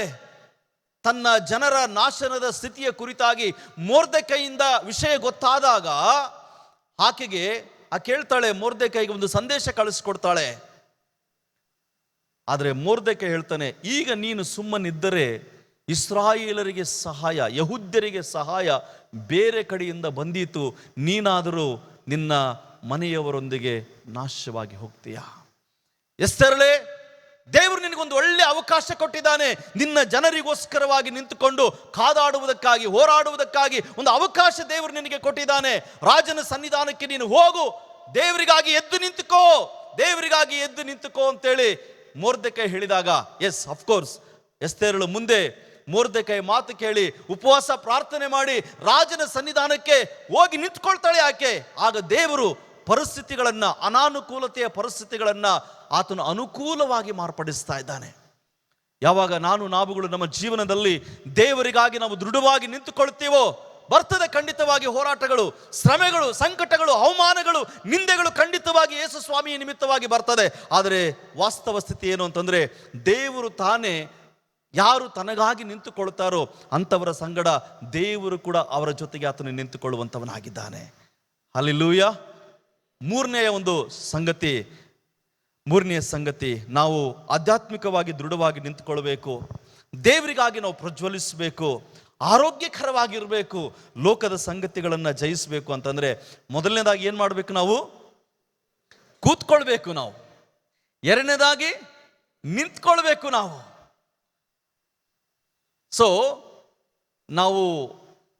ನಾವು ಅಂದರೆ ಆಧ್ಯಾತ್ಮಿಕತನವನ್ನು ಬಿಟ್ಟು ಹೊರಗಡೆ ಬಂದು ನಾವು ಆಲೋಚನೆ ಮಾಡಿದರೆ, ಈ ಆಫೀಸ್ನಲ್ಲಿ ಕೆಲಸ ಮಾಡುವಂಥವರಿಗೆ ವೈದ್ಯರು ಏನು ಹೇಳ್ತಾರೆ ಅಂತಂದರೆ, ಅಟ್ಲೀಸ್ಟ್ ಒಂದು ತಾಸಿಗೊಂದು ಸಾರಿ ಆದರೂ ನೀವು ನಿಮ್ಮ ಚೇರ್ ಬಿಟ್ಟು ನೀವೇನು ಮಾಡಬೇಕು? ನಿಂತ್ಕೊಳ್ಬೇಕು. ನೀವು ಸ್ವಲ್ಪ ಕೈ ಕಾಲು ಆಗಾಗ ಅಲ್ಲಾಡಿಸ್ತಾ ಇರಬೇಕು. ಯಾಕಂದರೆ ಕಂಪ್ಯೂಟರ್ ನೋಡಿ ಬುಕ್ಸ್ಗಳು ನೋಡಿ ಕೆಲಸ ಮಾಡಿ ಏನಾಗ್ಬಿಡ್ತದೆ, ನರ್ವ್ಸ್ ಎಲ್ಲ ಹಿಡ್ಕೊಂಡು ಬಿಡ್ತದೆ. ಅದಕ್ಕೆ ನೀವು ಆಗಾಗ ಸ್ವಲ್ಪ ಎಕ್ಸಸೈಸ್ ಮಾಡ್ತಾ ಇರಬೇಕು ಅಂತ ಹೇಳ್ತಾರೆ. ಮೂರನೇ ಎಕ್ಸಸೈಸ್ ಏನು ಗೊತ್ತಾ? ವಾಕಿಂಗ್. ಒಂದು ಸಿಟ್ಟಿಂಗ್, ಎರಡು ಸ್ಟ್ಯಾಂಡಿಂಗ್, ಮೂರನೇದಾಗಿ walking. Walking is the best exercise for good health. ಆರೋಗ್ಯಕರವಾಗಿರಲಿಕ್ಕೆ ನಮಗೆ ವೈದ್ಯರು ಹೇಳ್ತಾರೆ, ಕನಿಷ್ಠ ಪಕ್ಷ ಒಂದು ದಿವಸಕ್ಕೆ ಎಷ್ಟು ನಿಮಿಷ ನಡಿಬೇಕಂತೆ? ಒಂದು ಅರ್ಧ ಗಂಟೆ, 30 ನಿಮಿಷ ಆದರೂ ನಡಿಬೇಕು ಅಂತ ಹೇಳ್ತಾರೆ. ನೀನು ಅರ್ಧ ಗಂಟೆ ನಡೆದ್ರೆ ನಿನ್ನ ನರ್ವ್ ಸಿಸ್ಟಮ್, ನಿನ್ನ ಬಾಡಿಯಲ್ಲಿರುವಂಥ ನಿನ್ನ ನರ್ವ್ ಸಿಸ್ಟಮ್ ಎಲ್ಲ ಏನಾಗ್ತದೆ? ಆಕ್ಟಿವ್ ಆಗಿರ್ತದೆ. ನಿನ್ನ ರಕ್ತನಾಳಗಳು, ನಮ್ಮ ಮಧ್ಯದಲ್ಲಿ ಡಾಕ್ಟರ್ನ ಇಟ್ಕೊಂಡ್ಬಿಟ್ಟು ನಾವು ಡಾಕ್ಟ್ರಿಗೆ ಪ್ರಸಂಗ ಮಾಡ್ತಾ ಇದೀವಿ ನಾವು. ಸಾರಿ ಡಾಕ್ಟ್ರೇ. ಆಮೇಲೆ ಡಾಕ್ಟರ್ ಇದ್ದಾರೆ, ಕೇಳಿ ನೋಡ್ರಿ ಬೇಕಾದ್ರೆ. ನಮ್ಮ ನರ್ವ್ ಸಿಸ್ಟಮ್ ತುಂಬ ಚೆನ್ನಾಗಿ ಆಕ್ಟಿವ್ ಆಗಿ ಕೆಲಸ ಮಾಡುತ್ತೆ ಅನ್ನುವಂಥದ್ದು ವೈದ್ಯರ ಒಂದು ಅಭಿಪ್ರಾಯ. ಆಧ್ಯಾತ್ಮಿಕವಾಗಿ ನಾವುಗಳು ಆರೋಗ್ಯಕರವಾಗಿರ್ಬೇಕಾದ್ರೆ ಮೂರನೇದಾಗಿ ನಾವು ನಡಿಬೇಕು ಅಂತ ಹೇಳ್ತದೆ. 1 ಪೇತ್ರ 2ನೇ ಅಧ್ಯಾಯ 21ನೇ ವಚನ. 1 ಪೇತ್ರ 2ನೇ ಅಧ್ಯಾಯ 21ನೇ ವಚನ. ದಯಮಾಡಿ ಆ ವಚನ ಓದ್ಕೊಳ್ಳೋಣ. 1 ಪೇತ್ರ 2ನೇ ಅಧ್ಯಾಯ ಅದರ 21ನೇ ವಚನ. ಇದಕ್ಕಾಗಿಯೇ ನೀವು ಕರೆಯಲ್ಪಟ್ಟಿರಿ, ಕ್ರಿಸ್ತನು ಸಹ ನಿಮಗೋಸ್ಕರವಾಗಿ ಬಾಧೆಯನ್ನು ಅನುಭವಿಸಿ ನೀವು ತನ್ನ ಹೆಜ್ಜೆಯ ಜಾಡಿನಲ್ಲಿ ನಡೆಯಬೇಕೆಂದೇಳಿ ಆತನು ಮಾದರಿಯನ್ನು ತೋರಿಸಿದನು. ಮೂರನೇ ವ್ಯಾಯಾಮ, ಮೂರನೇ ಒಂದು ಎಕ್ಸಸೈಸ್ ಏನಂತಂದ್ರೆ ನಡೆಯುವಂಥ ಒಂದು ಎಕ್ಸಸೈಸ್. ಏನು ನಡೆಯಬೇಕು? ಕ್ರಿಸ್ತನಂತೆ ನಾವುಗಳು ನಡೆಯಬೇಕು. ನಮ್ಮ ನಡಿಗೆ ಕ್ರಿಸ್ತನ ಹಾಗೆ ನಡೆಯಬೇಕು ಅಂತೇಳಿ ದೇವರ ವಾಕ್ಯ ಹೇಳ್ತದೆ. ಯೇಸು ಸ್ವಾಮಿ ನನಗೊಂದು ಎಕ್ಸಾಂಪಲ್ ಆಗಿ ನಮಗೆ ಮಾದರಿಯಾಗಿ ತೋರಿಸಿದ್ದಾನೆ. ಈ ಲೋಕದಲ್ಲಿ ಆತನು ಹೇಗೆ ನಡೆದಿದ್ದಾನೆ, ಹೇಗೆ ನಡೆಯಬೇಕು ಅನ್ನುವಂಥದ್ದನ್ನು ಯೇಸು ಸ್ವಾಮಿ ನಮಗೆ ಆತನು ಮಾದರಿಯಾಗಿ ತೋರಿಸಿಕೊಟ್ಟಿದ್ದಾನೆ. ಫಿಲಿಪ್ಪ ಪತ್ರಿಕೆ 2ನೇ ಅಧ್ಯಾಯ 5ನೇ ವಚನಕ್ಕೆ ನಾವು ಬಂದಾಗ ಅಲ್ಲಿ ಪೌಲನು ಹೇಳ್ತಾನೆ, ಕ್ರಿಸ್ತ ಯೇಸುವಿನಲ್ಲಿದ್ದಂಥ ಮನಸ್ಸು ನಿಮ್ಮಲ್ಲಿಯೂ ಕೂಡ ಇರಲಿ. ಆತನ ಜೀವನ, ಆತನ ನಡವಳಿಕೆ, ಆತನ ಶ್ರಮೆ, ಆತನ ಒಂದು ಪರಿಶುದ್ಧತೆ, ಆತನ ಪ್ರೀತಿಯ ಹೃದಯ, ಆತನ ಕನಿಕರ ತೋರಿಸುವಂಥ ವಿಧಾನ, ಇದೆಲ್ಲವನ್ನು ನೋಡುವಾಗ ಯೇಸು ಸ್ವಾಮಿ ನನಗೊಂದು ಮಾದರಿಯನ್ನು ತೋರಿಸಿದ್ದಾನೆ ಈ ಲೋಕದಲ್ಲಿ ನಾವು ಯಾವ ರೀತಿಯಲ್ಲಿ ನಡೆಯಬೇಕು ಅಂತೇಳಿ. ಅದಕ್ಕೆ ಪೇತ್ರ ಹೇಳ್ತಾನೆ, ಕ್ರಿಸ್ತನ ಹೆಜ್ಜೆಯ ಜಾಡಿನಲ್ಲಿ ನಾವುಗಳು ನಡೆಯುವುದಕ್ಕಾಗಿ ನಾವು ಕರೆಯಲ್ಪಟ್ಟಿದ್ದೇವೆ. ಕ್ರಿಸ್ತನೇ ನಮಗೆ ಎಲ್ಲದಕ್ಕೂ ಕೂಡ ಆತನು ಮಾದರಿಯಾಗಿದ್ದಾನೆ. ಯಥಾರ್ಥತನಕ್ಕೆ ಆತನು ಮಾದರಿ, ಶೋಧನೆಗಳನ್ನು ಜಯಿಸುವುದಕ್ಕೆ ಆತನು ಮಾದರಿ, ಪ್ರೀತಿಯನ್ನು ತೋರಿಸುವುದಕ್ಕಾಗಿ ಆತನು ಮಾದರಿ, ಕನಿಕರ ತೋರಿಸುವುದಕ್ಕಾಗಿ ಆತನು ಮಾದರಿ. ಆತನ ಜೀವನವೇ ನನಗೂ ನಮಗೆ ಒಂದು ಮಾದರಿಯಾಗಿ ನಮ್ಮ ಮುಂದೆ ಇಡಲ್ಪಟ್ಟಿದೆ ಪ್ರಿಯರೇ. ದ ಸೇಮ್ ಟೈಮ್ಸ್ ಈ ಲೋಕದಲ್ಲಿ ಕೂಡ ಒಬ್ಬ ವ್ಯಕ್ತಿ ಇದ್ದಾನೆ, ಆತನು ಸೈತಾನನು. ನಾವು ದೇವರ ಮಾರ್ಗದಲ್ಲಿ ನಡೆಯುವಾಗ, ದೇವರ ಹೆಜ್ಜೆ ಜಾಡಿನಲ್ಲಿ ನಾವು ನಡೆಯುವಂಥ ಸಂದರ್ಭದಲ್ಲಿ ಅವನು ಅನೇಕ ಅಡೆತಡೆಗಳನ್ನು ನಮ್ಮ ಜೀವನದಲ್ಲಿ ತರ್ತಾನೆ. ಕೆಲವು ಸಾರಿ ಬೆಳಿಗ್ಗೆ ಎದ್ದು ವಾಕಿಂಗ್ ಮಾಡಬೇಕು ಅಂತ ಹೇಳುವಾಗ, ಅಯ್ಯೋ ಇರಲಿ ಬಿಡು, ನಾಳೆ ಮಾಡಿದ್ರೆ ಆಯಿತು. ರಾತ್ರಿ ಎಲ್ಲ ಟಯರ್ಡ್ ಆಗಿಬಿಟ್ಟಿದ್ದೀವಲ್ಲ, ರಾತ್ರಿನೇ ಡಿಸೈಡ್ ಮಾಡ್ತೀವಿ. ಒಂದು ಕಡೆಗೇನು ಬೆಳಿಗ್ಗೆ ಎದ್ದು ಹೋಗಬೇಕು ಅಂತೇಳಿ ಅನಿಸುತ್ತೆ, ಇನ್ನೊಂದು ಕಡೆಗೆ ಸ್ವಲ್ಪ ಟಯರ್ಡ್ ಆಗಿದ್ದೀನಲ್ಲ, ನಮ್ಮ ಮನಸ್ಸಲ್ಲೇ ನಾವು ನಿರ್ಧಾರ ಮಾಡಿಬಿಡ್ತೇವೆ. ಯೇಸು ಸ್ವಾಮಿಗಾಗಿ ನಡೆಯುವುದಕ್ಕೋಸ್ಕರವಾಗಿ ನಮ್ಮ ಜೀವನದಲ್ಲಿ ಒಂದು ದೃಢವಾದಂಥ ನಿರ್ಧಾರ ನಮಗೆ ಬೇಕು. ನನ್ನ ಜೀವನದಲ್ಲಿ ಏನೇ ಸಂಗತಿಗಳು ಸಂಭವಿಸಿದ್ರು ನಾನು ಯೇಸುವಿನೊಂದಿಗೆ ಕೊನೆಯವರೆಗೂ ಕೂಡ ನಾನು ನಡೀತಾನೇ ಇರ್ತೇನೆ. ಏಪ್ರಿಲ್ ತಿಂಗಳು ಬಂದ್ರೆ ಅಂತಂದ್ರೆ ಸಾಮಾನ್ಯವಾಗಿ ನಮ್ಮ ಕಡೆಗೆ ಇಲ್ಲಿ ಮಾಡ್ತಾರಲ್ಲ ಗೊತ್ತಿಲ್ಲ, ರನ್ ಫಾರ್ ಜೀಸಸ್ ಅನ್ನುವಂಥ ಒಂದು ಕಾರ್ಯವನ್ನು ಮಾಡ್ತಾರೆ. ಯೇಸು ಸ್ವಾಮಿಗೋಸ್ಕರವಾಗಿ ನಡೆಯುವಂಥದ್ದು, ಯೇಸು ಸ್ವಾಮಿಗೋಸ್ಕರವಾಗಿ ಓಡುವಂಥದ್ದು. ವರ್ಷದಲ್ಲಿ ಒಂದು ದಿನ ಓಡಿದರೆ ಸಾಲದು, ವರ್ಷದಲ್ಲಿ ಒಂದು ದಿವಸ ನಡೆದರೆ ಸಾಲದು. ಭಾಳ ಜನ ನಾವು ಹಾಗೆ ವಾರದಲ್ಲಿ ತಿಂಗಳಲ್ಲಿ ಒಂದು ಸಾರಿ ನಡೆದು ಬಿಟ್ಟು ನಾನು ವಾಕಿಂಗ್ ಮಾಡಿಬಿಟ್ಟೆ ಅಂತಂತಂದ್ರೆ ಆರೋಗ್ಯ ಬರಲ್ಲ. ಎವ್ರಿ ಡೇ, ಪ್ರತಿ ದಿವಸ ಯೇಸು ಸ್ವಾಮಿಯ ಹೆಜ್ಜೆಯ ಜಾಡಿನಲ್ಲಿ ನಡೆಯುವುದಕ್ಕಾಗಿ ನಾವುಗಳು ಕರೆಯಲ್ಪಟ್ಟಿದ್ದೇವೆ. ನಾಲ್ಕನೇದಾಗಿ ಮತ್ತು ಕೊನೆಯದಾಗಿ ನಾವು ನೋಡುವಾಗ, ಅದು ಈಗಾಗಲೇ ಹೇಳಿದೆ ನಾನು, ಒಂದು ಸಿಟ್ಟಿಂಗ್, ಎರಡನೇದಾಗಿ ಸ್ಟ್ಯಾಂಡಿಂಗ್, ಮೂರನೇದಾಗಿ ವಾಕಿಂಗ್, ನಾಲ್ಕನೇದಾಗಿ ಜಾಗಿಂಗ್. ಸ್ವಲ್ಪ ಕಷ್ಟನೇ ವಯಸ್ಸಾದವರಿಗೆ ಜಾಗಿಂಗ್ ಮಾಡೋದು. ಇಲ್ಲ ಸರ್, ನಾವು ಬರೀ ವಾಕಿಂಗ್ ಅಷ್ಟೇ ಮಾಡ್ತೀವಿ, ಜಾಗಿಂಗ್ ಮಾಡೋಕ್ಕಾಗಲ್ಲ ನಮಗೆ. ಬಟ್ ಆತ್ಮಿಕವಾಗಿ ನಾವು ಜಾಗಿಂಗ್ ಮಾಡಲೇಬೇಕು. ಶಾರೀರಿಕವಾಗಿ ಮಾಡ್ತಿರಲಿಲ್ಲ ಗೊತ್ತಿಲ್ಲ. ನಮ್ಮ ಮಧ್ಯದಲ್ಲಿ ಪ್ರಸನ್ನ ಅಂಕಲ್ ಇದ್ದಾರೆ, ಅವರು ಸ್ಟೇಟಸ್ನಲ್ಲಿ ಇಡ್ತಿರ್ತಾರೆ. ಕೆಲವು ಸಾರಿ ಅದನ್ನು ನೋಡುವಾಗ ನಮಗೆ ಬಹಳ ಅಸಹ್ಯ ಅನಿಸುತ್ತೆ. ಏನಪ್ಪ, ಇಷ್ಟು ರಿಟೈರ್ಮೆಂಟ್ ಆದಮೇಲೆ ಕೂಡ ಇಷ್ಟು ಚೆನ್ನಾಗಿ ವಾಕಿಂಗ್ ಮಾಡ್ತಾ ಇದ್ದಾರಿಲ್ಲ, ನಮ್ಮ ಕೈಲಿ ಮಾಡೋಕ್ಕೆ ಆಗ್ತಾ ಇಲ್ಲ. 22,000 ಸ್ಟೆಪ್ಸು ಇಮ್ಯಾಜಿನ್ ಮಾಡಿ. ನಮಗೆ 6,000 ಸ್ಟೆಪ್ಸೇ ಹಾಕೋಕ್ಕಾಗಲ್ಲ ದಿನಾಲು, 22,000 ಸ್ಟೆಪ್ಸ್ ಹಾಕ್ತಾರೆ ಅಂತಂತಂದರೆ ಅವರು ಶಾರೀರಿಕವಾಗಿ ಎಷ್ಟು ಅವರು ಸ್ಟ್ರಾಂಗ್ ಇದ್ದಾರೆ. ಆತ್ಮಿಕವಾಗಿ ನೀನು ಜೀವನದಲ್ಲಿ ನೀನು ಸದೃಢವಾಗಿರಬೇಕಾದ್ರೆ ಯೇಸು ಸ್ವಾಮಿಗಾಗಿ ನೀನು ಓಡಲೇಬೇಕು. ಬೈಬಲಲ್ಲಿ ಹೀಗೆ ಹೇಳ್ತದೆ, ಇಬ್ರಿಯರಿಗೆ ಬರೆದ ಪತ್ರಿಕೆ 12ನೇ ಅಧ್ಯಾಯ 2ನೇ ವಚನಕ್ಕೆ ನಾವು ಬರುವಾಗ, ಇಬ್ರಿಯರಿಗೆ ಬರೆದ ಪತ್ರಿಕೆ 12ನೇ ಅಧ್ಯಾಯ 2ನೇ ವಚನದಲ್ಲಿ ಹೀಗೆ ಓದ್ತದೆ, ಆದ ಕಾರಣ ಇಷ್ಟು ಮಂದಿ ಸಾಕ್ಷಿಯವರು ಮೇಘದೋಪಾದಿಯಲ್ಲಿ ನಮ್ಮ ಸುತ್ತಲೂ ಇರುವುದರಿಂದ ನಮಗೆ ಅಭ್ಯಂತರ ಮಾಡುವ ಎಲ್ಲ ಭಾರವನ್ನು ಹತ್ತಿಕೊಳ್ಳುವ ಪಾಪವನ್ನು ನಾವು ಸಹ ತೆಗೆದಿಟ್ಟು ನಂಬಿಕೆಯನ್ನು ಹುಟ್ಟಿಸುವವನು ಪೂರೈಸುವವನು ಆಗಿರುವ ಯೇಸುವಿನ ಮೇಲೆ ದೃಷ್ಟಿ ಇಟ್ಟು ನಮಗೆ ನೇಮಕವಾದ ಓಟವನ್ನು ಸ್ಥಿರಚಿತ್ತದಿಂದ ನಡೆಯೋಣ ಅಂತೇಳಿ ಹೇಳಲಿಲ್ಲ, ಓಡೋಣ ಅಂತ ಹೇಳಿದ್ದಾನೆ. ಏನು ಹೇಳಿದ್ದಾನೆ ಪೌಲ? ಓಡೋಣ ಅಂತ ಹೇಳ್ತಾ ಇದ್ದಾನೆ. ಅಂದ್ರೆ ಯೇಸು ಸ್ವಾಮಿಗೋಸ್ಕರವಾಗಿ ಓಡುವುದಕ್ಕಾಗಿ ನಾವು ಸಿದ್ಧ ಇರಬೇಕು. ಸೈತಾನನ ಈ ಲೋಕದಲ್ಲಿ ನಮ್ಮನ್ನ ಯಾರನ್ನ ನುಂಗಲಿ, ಯಾರನ್ನ ಹಿಡೀಲಿ ಅಂತೇಳಿ ಬೆನ್ನಟ್ಟಿ ಅವನು ಓಡಿ ಬರ್ತಾ ಇದ್ದಾನೆ. ನಾವು ಅವನ ಕೈಯಿಂದ ತಪ್ಪಿಸಿಕೊಂಡು ಯೇಸು ಸ್ವಾಮಿ ಜೊತೆಗೆ, ದೇವರೇ ನಾವು ನಿನ್ನ ಜೊತೆಗೆ ನಡೀತೇವೆ, ನಾವು ನಿನ್ನ ಜೊತೆಗೆ ಓಡ್ತೇವೆ, ನಾನು ಓಡ್ತಾ ಇರ್ತೇನೆ. ಎಲ್ಲಿವರೆಗೂ ನಮ್ಮ ಓಟ ಅಂತಂತಂದ್ರೆ ಆ ಪರಲೋಕ ಗುರಿ ಮುಟ್ಟುವ ತನಕ ನಮ್ಮ ಓಟದಲ್ಲಿ ನಾವು ನಿಂತ್ಕೊಂಡು ಹೋಗಲೇಬಾರದು. ಪೌಲ ಹೇಳ್ತಾನೆ, ನನ್ನ ಓಟವನ್ನು ನಾನು ಕಡೆಗಾಣಿಸಿದ್ದೇನೆ. ಪ್ರೀತಿ ದೇವಚಂದ್ರೆ, ಈ ಲೋಕ ನಮಗೆ ಇದು ಸ್ಪರ್ಧೆ ಇದ್ದ ಹಾಗೆ. ನಾವೆಲ್ಲರೂ ಓಡುವುದಕ್ಕಾಗಿ ಕರೆಯಲ್ಪಟ್ಟಿದ್ದೇವೆ. ಲೋಕದಲ್ಲಿ ಎಲ್ಲರೂ ಓಡ್ತಾ ಇದ್ದಾರೆ, ಎಲ್ಲರಿಗೂ ಬಿರುದು ಬೇಕಾಗಿದೆ.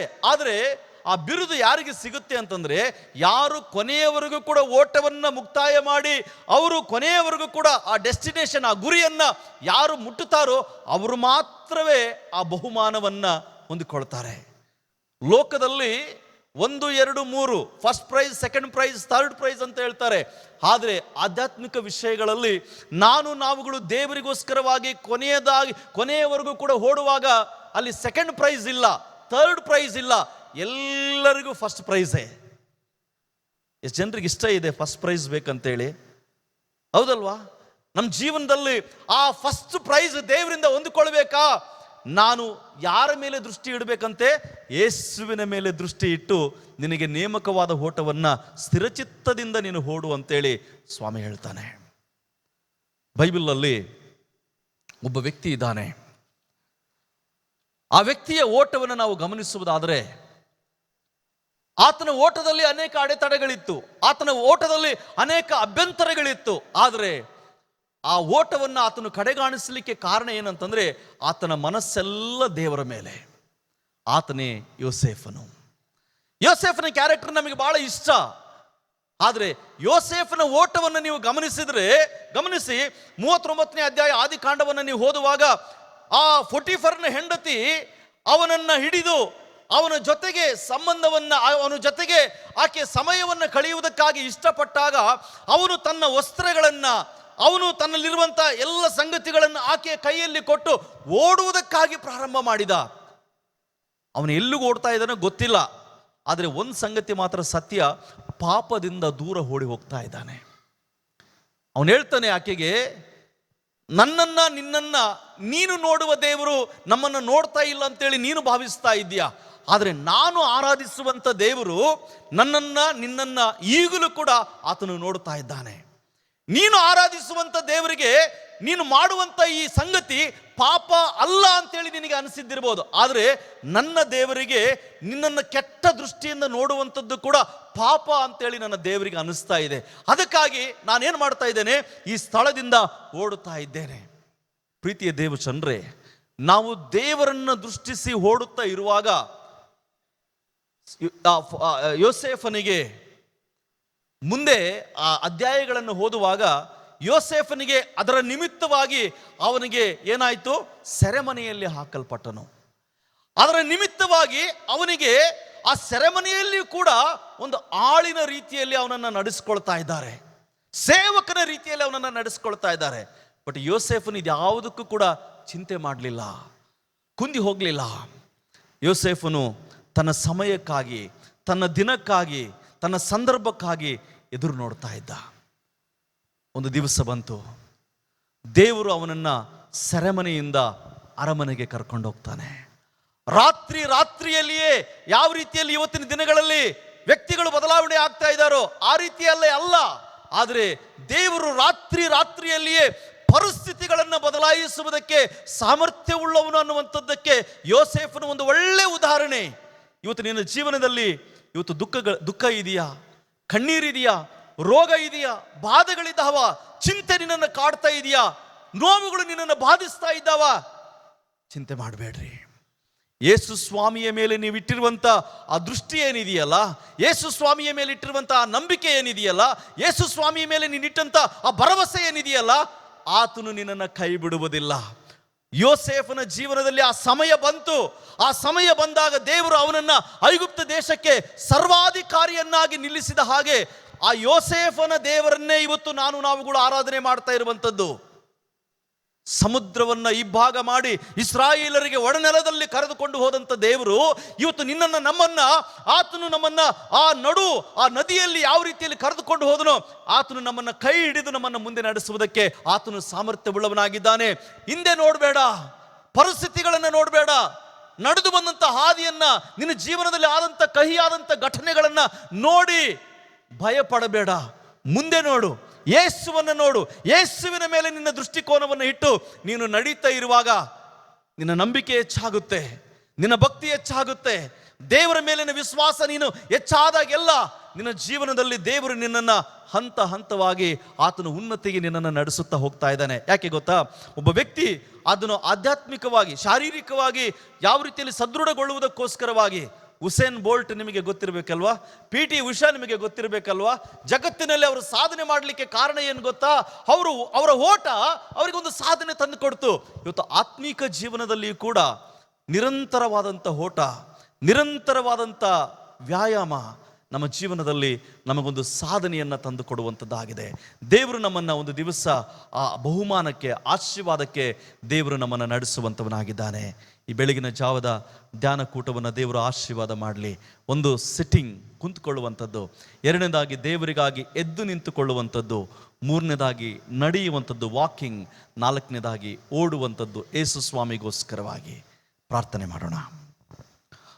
ಪ್ರೀತಿ ಸ್ವರೂಪನಾಗಿರುವಂಥ ನಮ್ಮ ಪರಲೋಕದ ಒಡೆಯನೇ, ಈ ಬೆಳಗಿನ ಜಾವದಲ್ಲಿ, ಈ ಧ್ಯಾನ ಸಮಯದಲ್ಲಿ ದೇವರೇ, ಸ್ವಲ್ಪ ಹೊತ್ತು ದೇವರೇ, ಆತ್ಮಿಕ ಜೀವನದಲ್ಲಿ ನಾವು ಸದೃಢ ವ್ಯಕ್ತಿಗಳಾಗಿ ನಾವು ಬದುಕಲಿಕ್ಕೆ ಸ್ವಾಮಿ, ಈ ಲೋಕದಲ್ಲಿ ನಾವು ಒಂದು ಆರೋಗ್ಯಕರವಾದಂಥ ಆಧ್ಯಾತ್ಮಿಕ ಜೀವನ ಮಾಡಲಿಕ್ಕೆ ಏನು ನಮಗೆ ಅವಶ್ಯಕತೆ ಇದೆ ಅನ್ನುವಂಥದ್ದನ್ನು 4 ಸಂಗತಿಗಳ ಮೂಲಕವಾಗಿ, 4 ವಾಕ್ಯಗಳ ಮೂಲಕವಾಗಿ ನಾವು ಕಲಿತಿದ್ದೇವೆ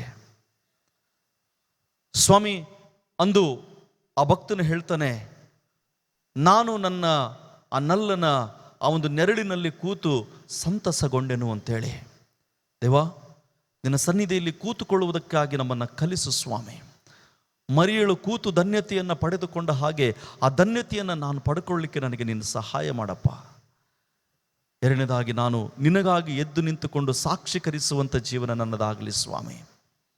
ಅನ್ಯರ ಮಧ್ಯದಲ್ಲಿ, ಅಧಿಕಾರಿಗಳ ಮಧ್ಯದಲ್ಲಿ ನಾವು ನಿಂತುಕೊಳ್ಳುವಾಗ ಯೇಸುವೇ ದೇವರು, ಯೇಸುವೇ ರಕ್ಷಕನು ಅನ್ನುವಂಥದ್ದನ್ನು ನಾವು ಸಾಕ್ಷೀಕರಿಸಲಿಕ್ಕೆ ನಮಗೆ ಸಹಾಯ ಮಾಡು. ಅನೇಕ ಸಾರಿ ನಾವು ಭಯಪಟ್ಟದ್ರಿಂದ ಸಾಕ್ಷೀಕರಿಸಲಿಕ್ಕೆ ಆಗಲಿಲ್ಲ.